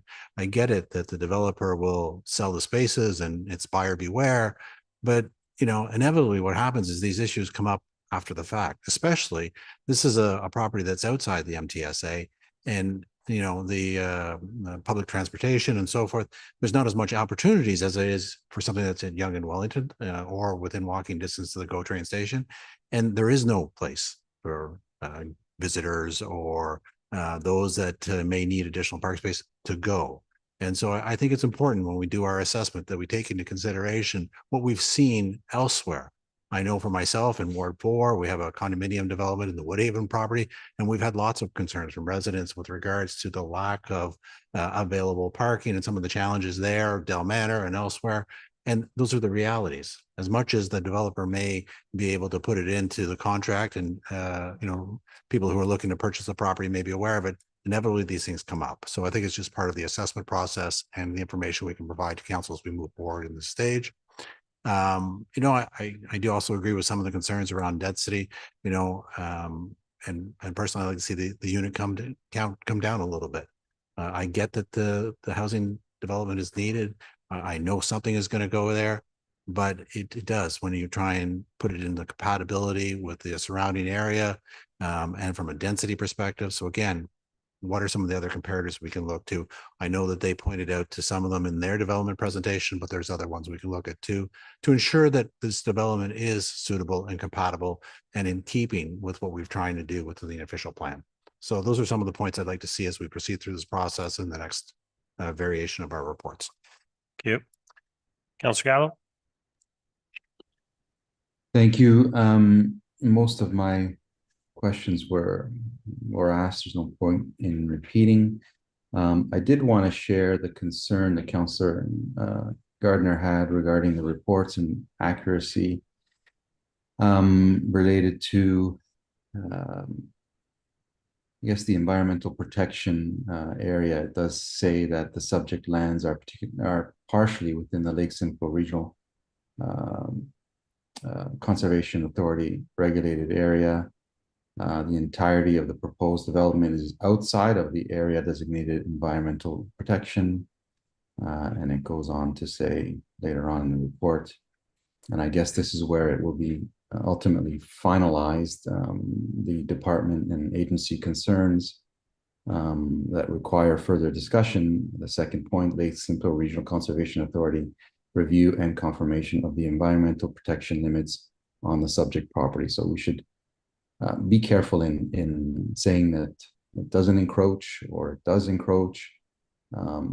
We should be consistent, and it looks like it's only a minor encroachment, but regardless, we should be making informed decisions that if it does encroach, it should say where, should say how much, and it's yet to be determined either by LSRCA or their environmental impact study consultants or our review of those consultants. So I suspect if this moves forward, that needs to be clarified. Through you, Mr. Mayor, to, I guess, Mr. Pileggi, I want to start asking these types of questions to applicants, just to give me a sense and help me make decisions in terms of these projects. I wanted to have a better understanding, and I understand completely if it's difficult to answer this question with complete accuracy, but just a sense of, should this move forward, the readiness of the applicants to move forward on a project like this. The current environment is, a bit of a dip, and what we hear out there, so there's difficulty in selling products. So I want to get a sense from Mr. Pileggi or anyone else that can answer it that's in the audience of the readiness, if should this project move forward, what is their feelings? I can see that they've submitted a site plan, which is sometimes unusual. I get the sense that they're eager and prepared, but I'd like to hear some comments from them, Mr. Mayor. Nick? Thank you. So through you, Mr. Mayor, I think generally speaking, market aside, we have filed a site plan application, Councillor Gallo, to your point. That means we've gone to a sort of a second level of design of the buildings whereby we can turn those drawings into permit drawings relatively quickly. So some applications that might come before you are zoning bylaw amendment only or zoning bylaw amendment with a concept plan. So we have filed the site plan application, meaning, if we get to the end of that process, there's certainly higher fees required when you finalize the site plan application. You have to file a site plan agreement, and really your drawings are almost to a building permit level. So certainly from that perspective, we're ready to move ahead as quickly as possible should the application be approved. In terms of the market, I guess that's a bit of a question mark. I know certainly in the discussions I've been having with a number of clients that, the hope is lower density product, ground related product, which this is. There's certainly a hope that, there'll be a bit of a bounce back starting in the spring, but that more, high density product is probably going to be a little bit longer. So I think certainly, and at the price points that we're probably looking at here, I think it's something that, you could probably still market in even in a slower market, because I think there's value there. But Mr. Sarang might have some additional comments. Good night. Thank you to Mr. Mayor. Just I wanted to give this opportunity to say again that we are very sorry for your loss, and we wanted to pass our condolences, to your family and your father. In terms of this question, because one of the residents talked about the Armis holding group, just I wanted to say that there is a legal structure for each project, LPGP. Armis holding just the name of the GP project, but the developer is Land Services Group, that we have a record of many projects in the York region, that we are very diligent in terms of responding to any comments, We are ready to go for after receiving all the comment, to resubmit the application, and hopefully within 1.5 months, we wanted to resubmit based on all the comment that we received, specifically for parking and the other comments. And following that we got, the approval or the high level confirmation, hopefully, we are ready to work on the site service agreement, And in terms of the practically, we are ready by the summer to get the project in shovel ready, at least for the servicing and the shoring and the construction for the parking. But in terms of bringing to the market, definitely is happening by the early 2026 for this type of the product, because at least we need time, for working with the site servicing for this type of the project. Definitely we need, to get the matter of the service allocation for this project. But in terms of the fund construction plan, we are ready for this type of the product. Thank you, sir. Councillor. Okay, thank you. That's helpful. And the reason why I asked that is, should this move forward and other applications that are similar, if there's, support from council to move these things forward, we need to manage one significant resource, which is servicing. And this is there's no secrets that there are issues with servicing, and it's good for us to know at least which projects are we feel are just getting approvals and just sitting there, rather than projects that may be ready. And we can give all of the planning approvals under the sun, but if these projects don't have servicing, and they won't have for not next year, not the year after, and maybe the year after that, we need to manage that resource as tightly and as accurately and as responsibly as possible. That's it for me, Mr. Mayor. Thank you. Councillor Kim, first time. Thank you, Mr. Mayor. I do agree that it would be nice to have a larger amenity space. Consider that this property is only 3.5 acres. One won't have that much space to build a significant amount of amenity space where children and adults alike will be able to run around, unless the number of units is dramatically reduced. I'm reminded that this is a regional route where densification by the region and province is encouraged. So one needs to strike a balance between having much more needed housing versus the amenity space. What we are asking is losing 6 to 10 housing units worth incrementally more amenity space, and how much more measure of enjoyment will this fulfill? I'm sure that developer will hear our feedback and hope to come back at committee of the whole with the concerns addressed in some measure. Thank you. Thank you. Councillor Reese, second time. Yes, thank you. And just on that amenity space issue, could you, through you, Mayor, to perhaps Mr. Ramuno or Mr. Pelleggi, does the amenity space on the rooftop, does it belong to the people immediately beneath it, or is it for both of them, both the stacked townhouses? Through you to Mr. Pileggi, perhaps. Nick? Thank you, through you, Mr. Mayor. So the top, I mentioned how the units are stacked, right? So the top unit has access to the rooftop amenity. The lower unit has an amenity space in front of it, like a patio in front of the unit that's partially like a meter or so below grade.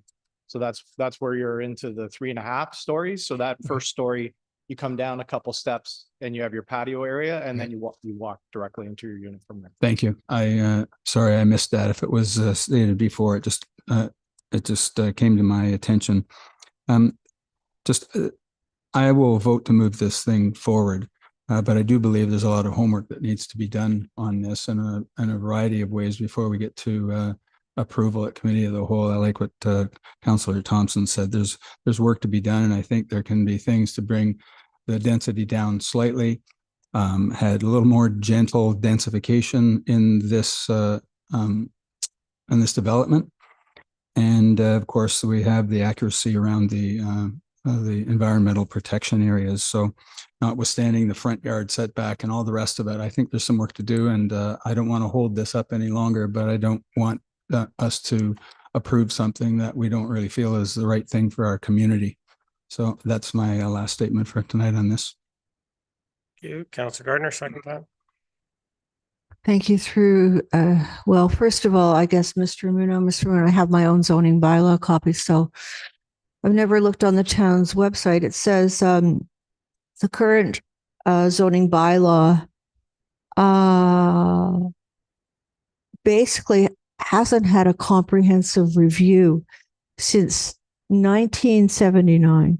There were a few of us at this table when we did the review, the last review. It was comprehensive.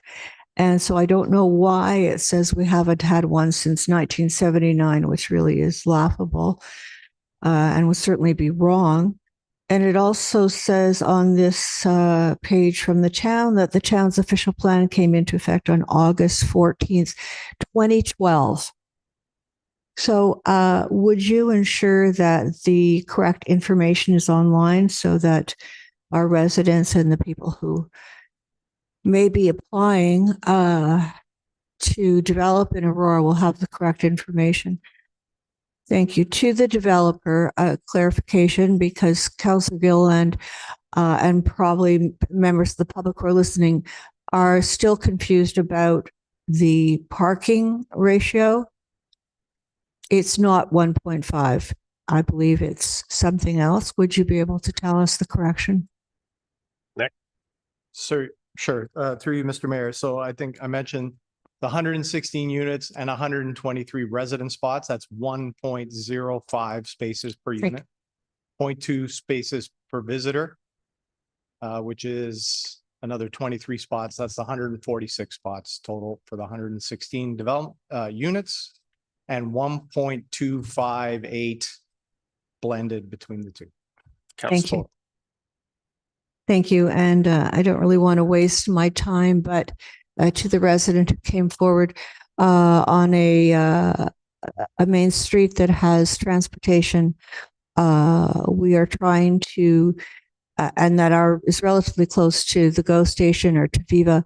The province is trying, and I agree, to get public to use public transportation. So the standard of one car per unit is going to become more common. But Councillor Thompson did have a point. When residents buy this, they know they can only have one car. But what about the visitors? So I think we do need to look at the visitor parking that's being provided. To you, Mr. Muno, did this application come before us to meet a provincial timeline? Did it come to us now in order to meet a provincial timeline? Mr. Muno? Through you, Mr. Mayor, no, all applications are processed as part of our complete application process. So it was deemed complete back in November. So we followed our normal process with applications. Council. Thank you. I would prefer that council do not see these applications when we still have the following matters to be addressed. And this has been happening more and more often. Conformity to the public policy statement, the growth plan, and local policies. We must know at this point if it conforms or not. Am I correct on that? Does this current application conform to those three plans? Councillor, I'll have Mr. Ramuno add to this, but I'll start by saying the proper process is being followed. We've been doing this my tenure sitting here. It's been the exact same every public planning meeting. But Mr. Ramuno. Through you, Mr. Mayor, that's exactly correct. This is a standard process across the province. This is our first public planning meeting. I don't think council would want me to make a recommendation or provide a final review of all technical comments and bring a report forward in this format without hearing first from the public and council. So this is a standard process. We take in council's comments, the public's comments, continue on with review, ensure that we address all those comments, address all those technical requirements. I can certainly tell you that from a provincial policy statement and a regional official plan, the areas within our urban boundary development is contemplated here. Principle of development, quite frankly, is not an issue here. Because as we've heard, our official plan, both the 2010 and the new official plan, contemplates exactly for this type of development. However, as our official plan states, we need to ensure through a zoning bylaw review, because the lands are still designated as zone, the old estate residential zone, that we address all issues under our official plan, as well as any technical requirements. So, and this is a process we follow. We're following the appropriate process as we always do. Councillor.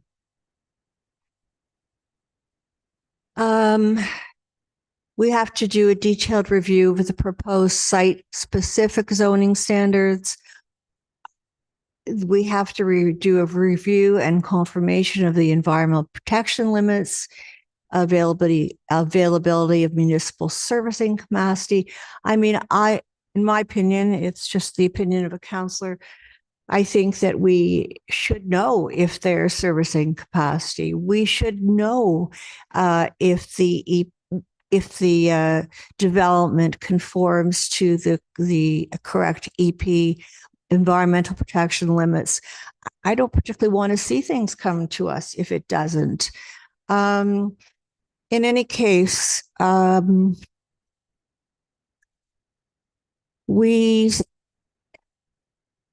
really can't believe that we're sending this on to committee of the whole. I will repeat what Ms. Ryan said, although not as in depth and not as well as she said, but it does not conform to our OP. It just does not conform. And here we are taking an R2 zone and trying to change it to an R8, the most dense zone that we have. And we know that's not compatible with an R2. We know that. So why is this not coming back to a public planning meeting if, as Mr. Ramuno says, we're not in any hurry? There's a lot at stake here. This is not only the residents, their enjoyment of Can I get you to wrap up? You're at 5. Quality of life, property value, but then we also have precedent. I'm going to ask council to think about sending this to another public planning meeting. Thank you. Okay, Councillor Gilliland, second time. Thank you very much. I just wanted to clarify before I make any comments that I didn't misspeak. I did say 1.5 parking spots, not 1.5. Just wanted to put that out there. Through Mr. Mayor and Mr. Ramuno, just with all the chatter going around the table, currently our OP, as of right, states that the developer could submit building opportunity for up to 4 stories. Is that correct? Mr. Ramuno. Through you, Mr. Mayor, that's correct. Councillor. Thank you. I just want to reiterate that we spent years going through our official plan, trying to identify an appropriate area for development and intensification. And us as a council did decide that in our local corridors and our regional corridors was an appropriate place for development. And while I agree there's a lot more work to be done, this is why we have public planning. I believe we are following the process. List all the comments. Yes, do we have some issues with parking? Yes, do we have issues with amenity space and so forth? And we're hearing all these comments. But for me to even fathom putting this to public planning one more time, I just think that it's more red tape, that we are being part of that problem of getting those shovels in the ground. We've had this conversation, I don't know how many times. When we're talking on local corridors or regional corridors such as this is an opportunity where we need to actually move this forward. The developers here has a site plan, and a lot of times we don't have nearly as much information as what has been presented today. So I'm actually kind of impressed. I don't think I've been on council in any public plan meeting where we've had a complete application with every single report done and completed. So for me to suggest, in my mind, put as public planning is just not feasible. I do believe that this is good development. I do believe that they put their best foot forward. I do believe that they have intentions of taking these comments. At least I hope so. I mean, that's what I'm looking forward to. I'm looking forward to some changes in the parking and amenity space and some of the other concerns that are being presented today. That is why we have these meetings at public planning. And that is why I'm in favor of pushing this through to committee of the whole, because I want to see some of those changes, but I also don't want to be part of that issue of stalling these projects. We've only built 147 or so for units in all of 2024. We haven't met hardly anything. If we were actually going to be serious about actually building some houses in our town, we have to actually be bold in making some choices. But right now, the way I see it and the way this development is, it's conforming with what our current OP is. Our zoning's not up to date and hasn't got ahead of it, but it's not off the mark. So I'm sorry, Councillor Gardner, I do disagree with some of those comments as far as our OP. I do believe that it does conform. And I'm just going to throw out there, if we are going to be reducing that density in a lot of like a high measure, that means per unit, that's going to be a lot more expensive. So it's you're damned if you do, you're damned if you don't.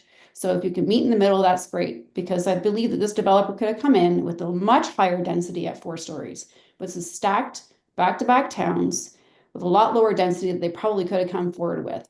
I'm just glad that we have this opportunity right now to hear the residents, get that feedback. I know I shared that with the developers as well, the exact same kind of concerns. And so just validate some of those concerns are real. And I look forward to seeing what comes back at the community whole and what those changes look like. Thanks. Thank you. Any other comments, questions? So none before you. I just want to thank members of the public for coming out this evening. As was mentioned, I think a couple of times by some of my colleagues around the table, that we value you coming here and informing us, especially during a public planning meeting. That's what this essentially this meeting is for. Now, while this application, as I think as everyone's heard, is aligns to the policies outlined in our OP, there are some concerns, as we've heard, and I hope that the applicant will collaborate with town staff while we work through this process on some of these concerns, specifically parking, as we heard, the buffers, the amenities. These are some of the things I think that maybe we can work towards and make some adjustments to make it better and hopefully resolve them to uphold the interests of both the town and our community. So I look forward to this next report coming to committee and hopefully some adjustments that make this applicant a better application for everyone. So that I'll call the vote.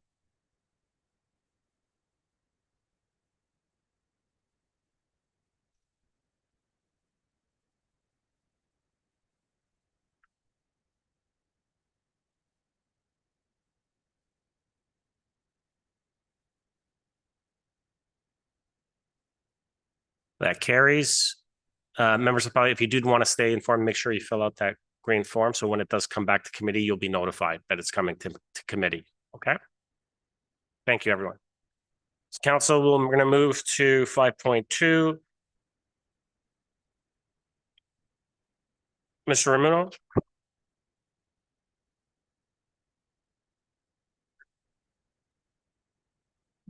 So, 5.2. Yes. I did go. Sorry, Mr. Mayor. Yes. So our second item this evening is a zoning bylaw amendment, and I'll ask our town planner, Catherine Gassos, to provide an overview of that application. And then I believe the applicant is here with their planner, Claudio Bruto Consultant, and they'll have a presentation as well. So you can begin, Catherine. Thanks. Okay. Catherine?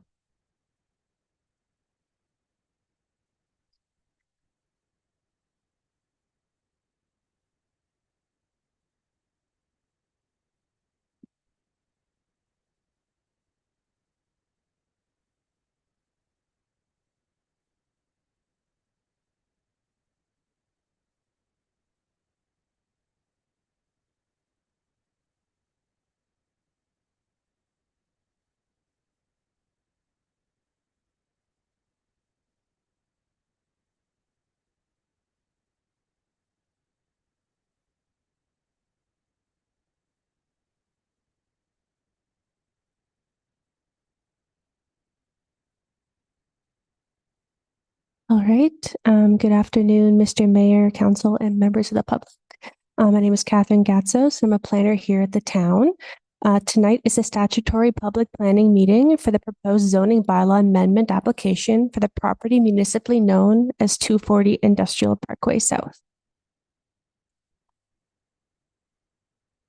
So the subject property, 240 Industrial Parkway South, is located on the west side of Industrial Parkway South and has a lot area of approximately 1.61 hectares and a frontage along Industrial Parkway South of approximately 88 meters. The subject property presently consists of a single-story industrial building with approximate gross floor area of 5,400 square meters and the associated parking area.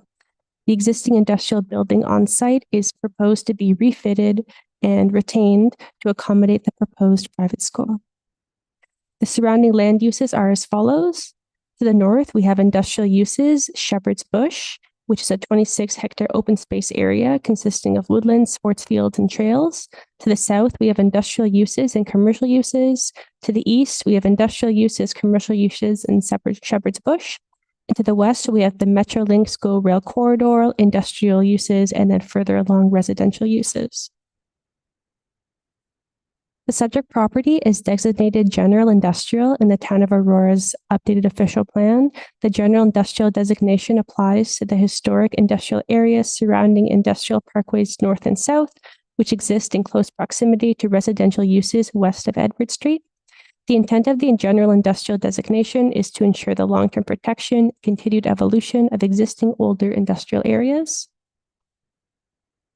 The subject property is zoned general commercial by the town's zoning bylaw, which permits a variety of industrial and commercial uses. The proposed development seeks to implement the following: repurpose and refit the existing approximately 5,400 square meter industrial building in the subject property to a middle and senior private school. Maintain the existing access driveways from Industrial Parkway South and propose a total of 83 parking spaces sufficient to support the proposal. Just on this slide here, we can see some more detail: classrooms, the gyms to the west of the site, an auditorium and cafeteria. And then as well here, a little more detail in color. We can see some landscaping proposed and including a turf astro field along the south and student outdoor area. The applicant proposes to rezone the subject property from general employment to general employment exception zone, permit the development to the addition of a private school as a permitted use. This slide provides some conceptual renderings of various viewpoints of the proposed development. These renderings are considered conceptual and are subject to change based on the appropriate land use amendments being in place in subsequent planning application. Oops, there we go. The proposed applications have been circulated for review and comment. Staff have identified the following matters to be addressed. Proposal will be reviewed in the context of provincial and applicable local and planning policies, the proposed site-specific zoning standards, traffic and pedestrian safety, Metrolinx specific comments regarding noise and rail safety, and revised engineering submissions in accordance with staff comments related to noise. All comments, including additional comments received at tonight's public planning meeting, are required to be addressed by the applicant with further detailed review of the proposal to occur. When appropriate, a staff report with recommendations will be brought forward for council's ultimate consideration. A future site plan application is required to address the technical matters related to the proposed development, which will be delegated to staff. And should interested parties be identified, they will be notified of updates related to this subject application. Staff remain available to answer any questions tonight and moving forward. Thank you. Thank you. Mr. Luna, is the applicant here? Yes, Mr. Mayor. The applicant. So, Welcome.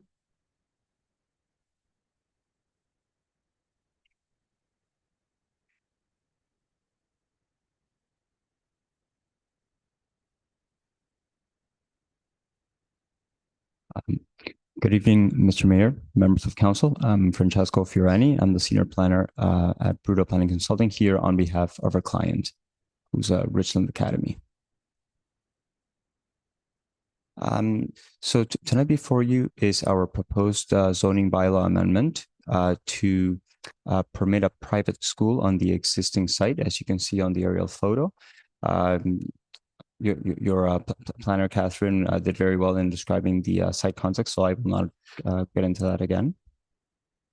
In terms of the proposed development on the subject site, it's in an area consisting of 1.61 hectares, or 16,100 square meters, with a frontage on Industrial Parkway South of 88 meters and the depth of 182 meters. The purpose of the rezoning is to permit the following on the property: a middle and senior private school with about 300 students and 50 staff. That would be on its final stage. On the initial stage, it'll be a little bit less, about 180 students and 30 to 35 staff members. 83 parking spaces, mostly using up the existing parking supply on site, and a total GFA of about 5,400 square meters. The school, on a preliminary basis at this time, is planned to have about 18 classrooms, a cafeteria, auditorium, 2 gymnasiums, and a library. And the occupancy of the school, as I said, at its final stage would be a maximum of 350 people, including staff. The school would operate as a private school and will offer the international bachelor program to students. And of course, most importantly, a subject property currently has full municipal services available, which includes water, sanitary, and storm. And we are seeking to use the existing. In addition to what's on screen, I wanted to mention some of the what the proposed development would offer. In terms of daily operations of the school, the hours would be about 8 a.m. to 4 p.m. There would be extracurricular activities offered between 4 p.m. to 6 p.m., including sports, music, drama clubs, etc., things of that nature. This would involve some of the surrounding businesses in the area, which would further enhance and benefit the local community. So the school would work together with local businesses. In addition to this, staff would be present in the school during student hours, and there would be summer camps offered during the summer between 8 a.m. to 5 p.m. In the winter and March breaks, there would be about 2 weeks of vacation in each time. Secondly, in terms of transportation, the current plan is to have parents drop off or carpool the students to the school. And in the future, our client does plan to offer school bus services. And most importantly, there would be a policy to not allow students to drive or park on site. That way you would reduce traffic and rely on parents carpooling and future school bus service. In terms of program offering, again, the school offers an international bachelor program, IB program. This would be a unique offering in the town of Aurora within a 10-kilometer radius of the site. The Richland Academy, which currently has a junior private school in the city of Richmond Hill, they are an IB World School since 2018 and offer a primary youth program between junior kindergarten to grade 6. They have been recently accredited for a middle year program between grades 7 and 10. And in the future, they are expanding into a diploma program to become a continuum school. In terms of the school's educational philosophy, they offer a progressive and 21st century educational philosophy, which is notable for innovation and attracting visits from other established schools in the area, including St. John Kilmanrock. And in terms of further information, we're happy to provide more details if requested by council. In terms of construction and opening timeline, should council and staff find the proposed use to be adequate, subject obviously to addressing technical comments, our client would love to proceed with the site plan application and construction as soon as possible. On a preliminary basis, the likely opening, should everything go well, would be September 2027. And there may be a possible early opening for extracurricular programs and summer camps before the official school opening. The following two slides reflect the land use plan, which your town planner previously described in good detail. So I don't think I need to go through those. Before you on screen again is the proposed concept site plan. Again, at this time we're proposing to use the existing building. You can see it uses up most of the existing parking. It is going to increase the soft landscaping on site and the impervious surfaces by providing an astroturf and some outdoor amenity for students. And of course, this will be further reviewed and enhanced as necessary through the planning approval process.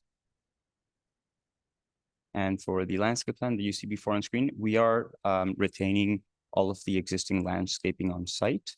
And we will be adding some additional tree plantings.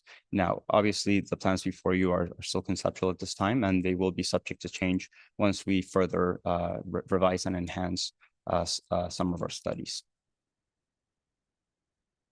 And before you on screen here, as shown previously, is some of the conceptual renderings, and these would be subject to further refinement as the process goes on, especially during the site plan application. So to summarize, in our opinion, we believe the development aligns with the PPS, promoting efficient use of land, economic development, and the preservation of employment areas. The private school use, in our opinion, qualifies as an institutional use within the employment areas and will introduce 50 new jobs that will be supporting community needs. And it's important to know that the 50 new jobs will be high-paying jobs. The town's OP designates the site for general industrial employment, which does include opportunities for industrial institutional uses such as schools. The proposed private school, in our opinion, does not conflict with the plan's objective of promoting economic growth and utilizing the employment lands efficiently. The proposed rezoning to permit a private school does not change the overall land use designation, but adds a site-specific exception rather to allow the private school. So this, in that way, the zoning itself would still preserve the long-term potential for an employment use on the site, ensuring future compatibility with the surrounding area. I don't think I need to go through the second last point. The industrial building will be repurposed to be used as a private school using existing servicing without any significant changes. So nothing of substantial value would need to be built, which makes the development cost effective.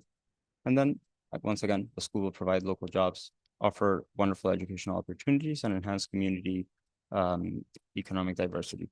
It will help transition the area between industrial uses and adjacent residential and environmental zones, supporting land use compatibility and broader community integration. And that is our presentation. Thank you.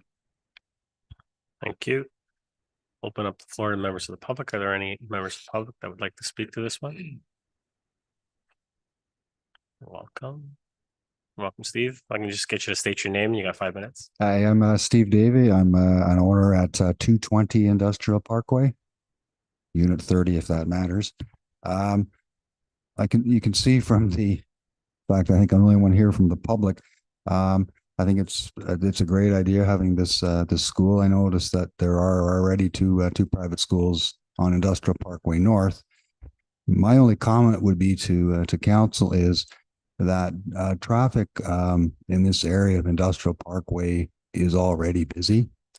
And with the school there, there's going to be more traffic, cars coming in and out.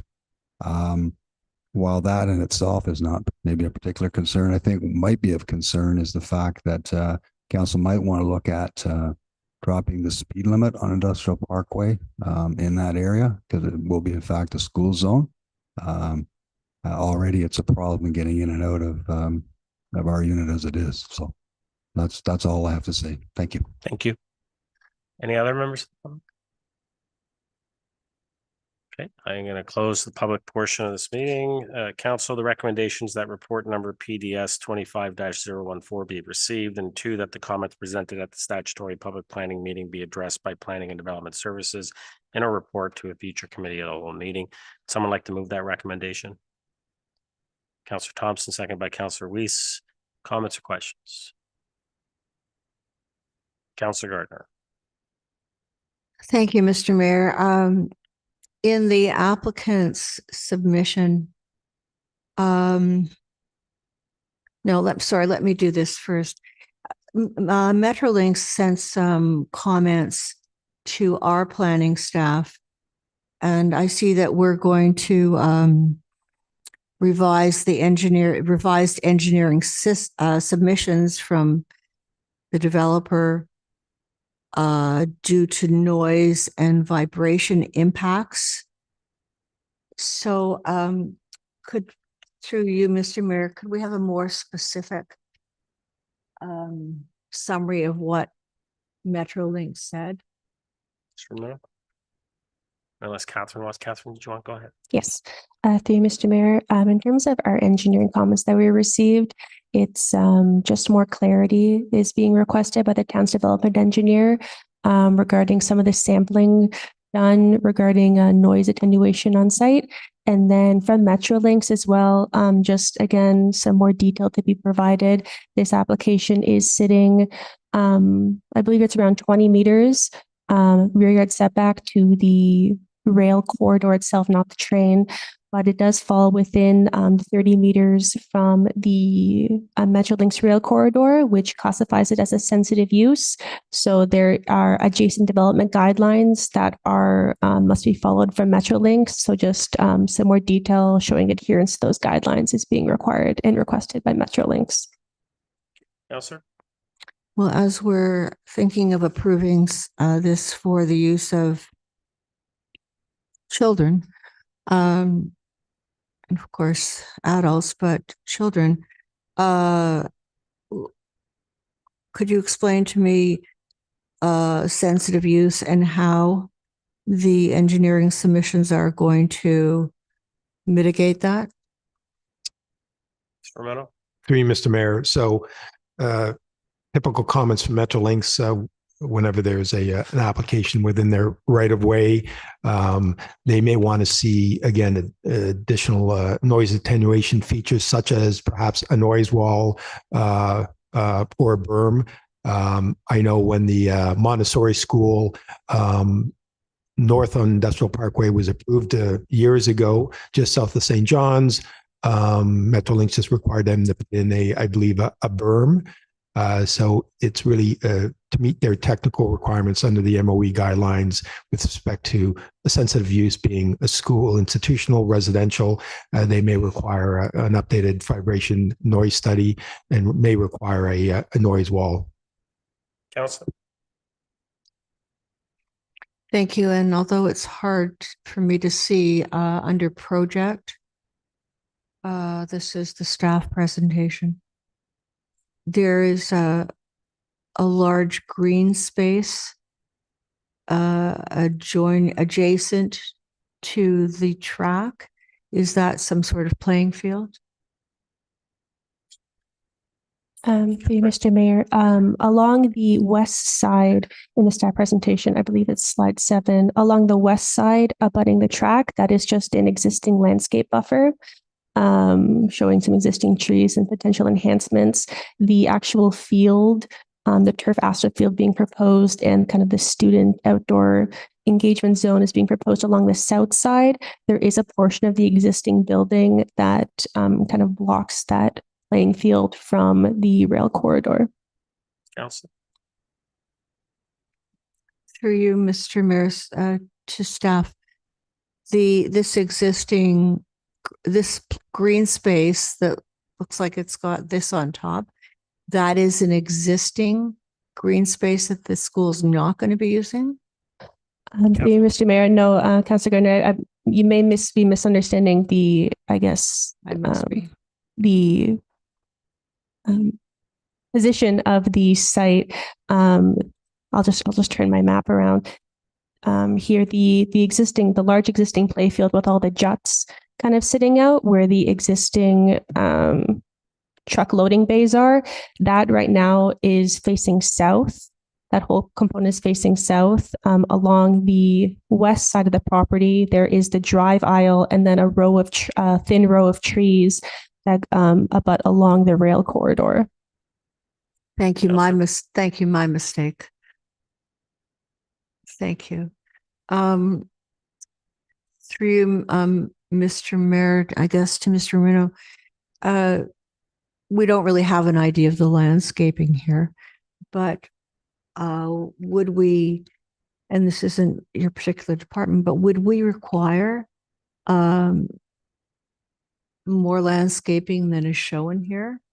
As I guess that's where the noise attenuation wall will be. Mr. Remo? Through Mr. Mayor, certainly they haven't submitted a formal site plan yet, but if there's an opportunity when we do receive the site plan, if there's opportunities for additional landscape, I'm sure our Parks Department will weigh in on that. Again, the site is essentially developed and it's all parking, but there may be some opportunities for landscaping depending on what Metrolinx wants in a way of a noise wall along that western edge abutting the tracks and even out front, I believe. But the applicant is proposing sort of to landscape, soft landscape, that asphalt area in front of the former loading dock area to be the outdoor playground for the kids. So yeah, there will be a opportunity, although limited, for some landscaping at the site plan stage. Thank you. It's also talking about vibration impacts. Obviously, well, I won't say obviously, but so far the building hasn't been affected by vibration from the train.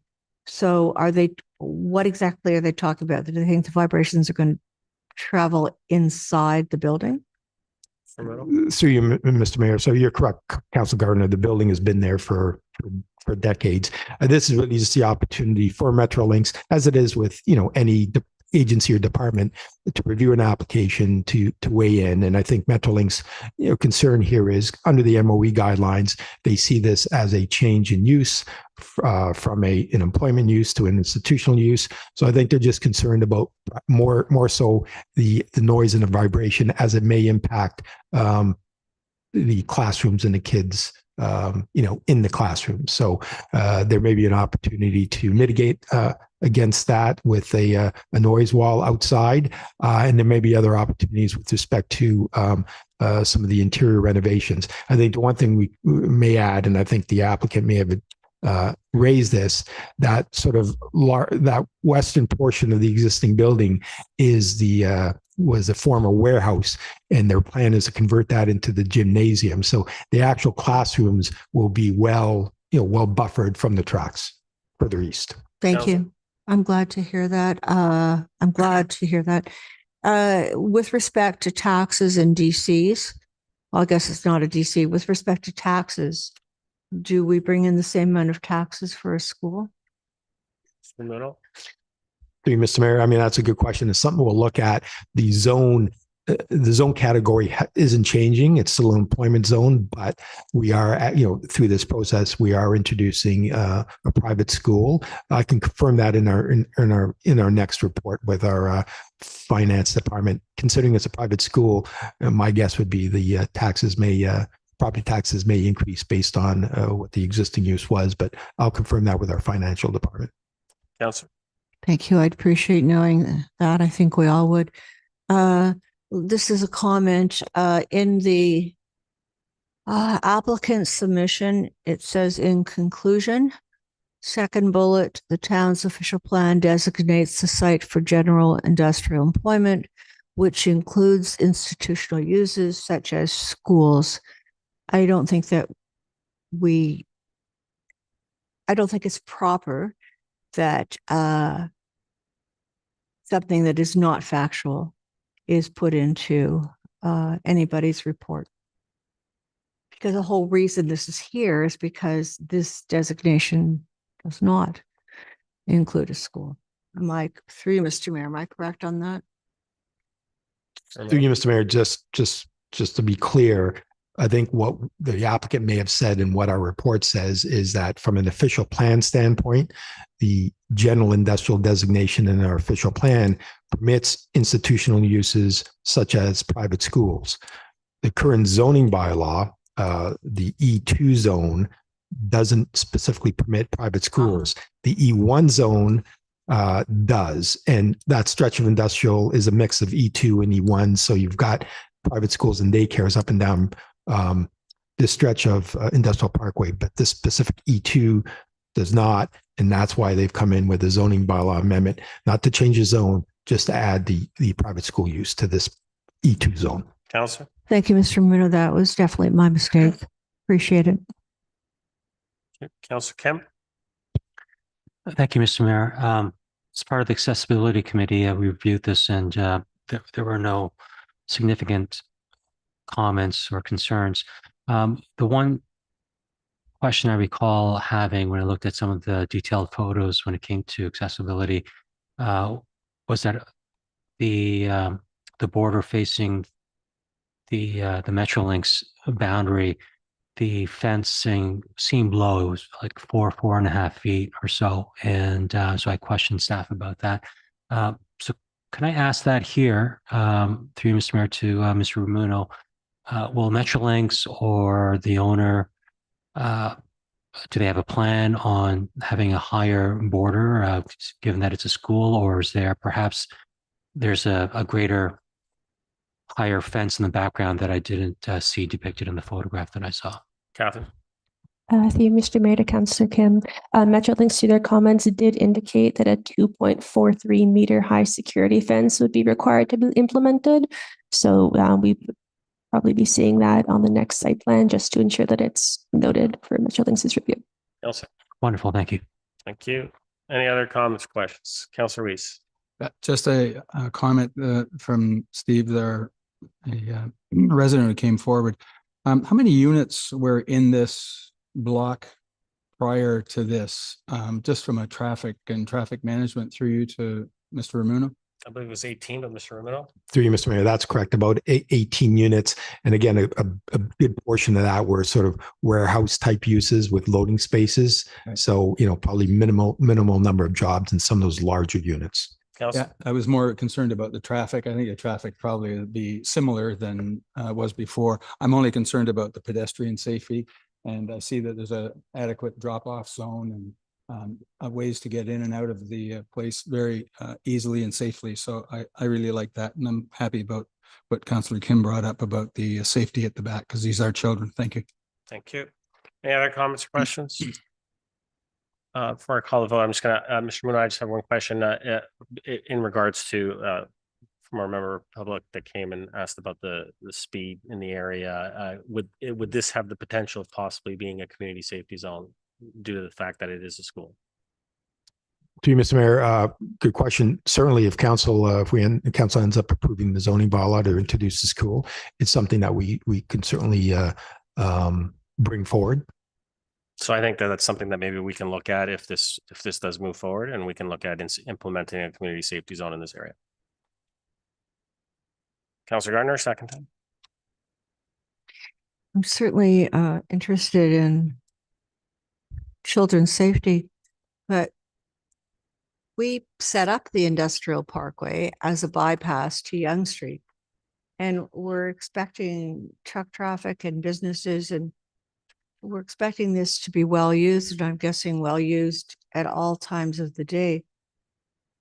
So just as a comment, it seems counterintuitive to be decreasing the speed.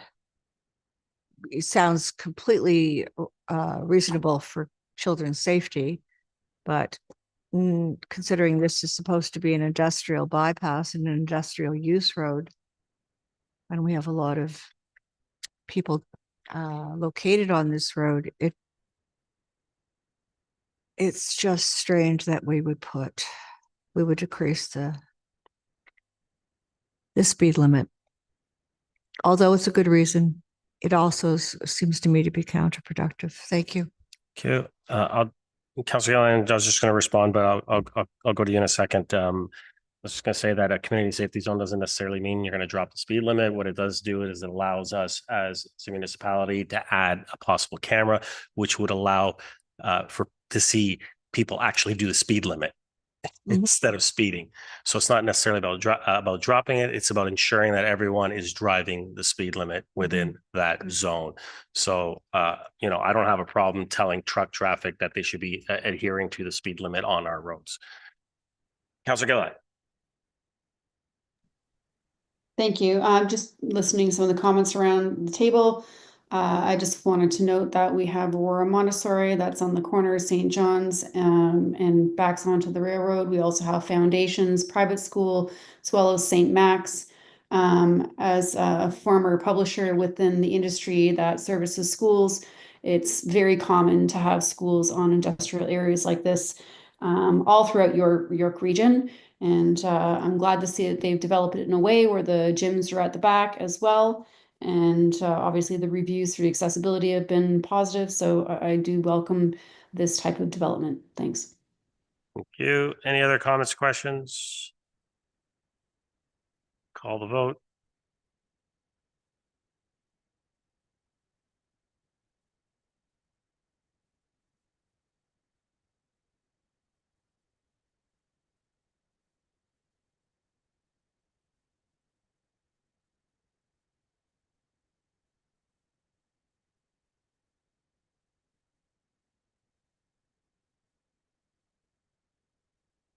Carries. Confirming bylaw.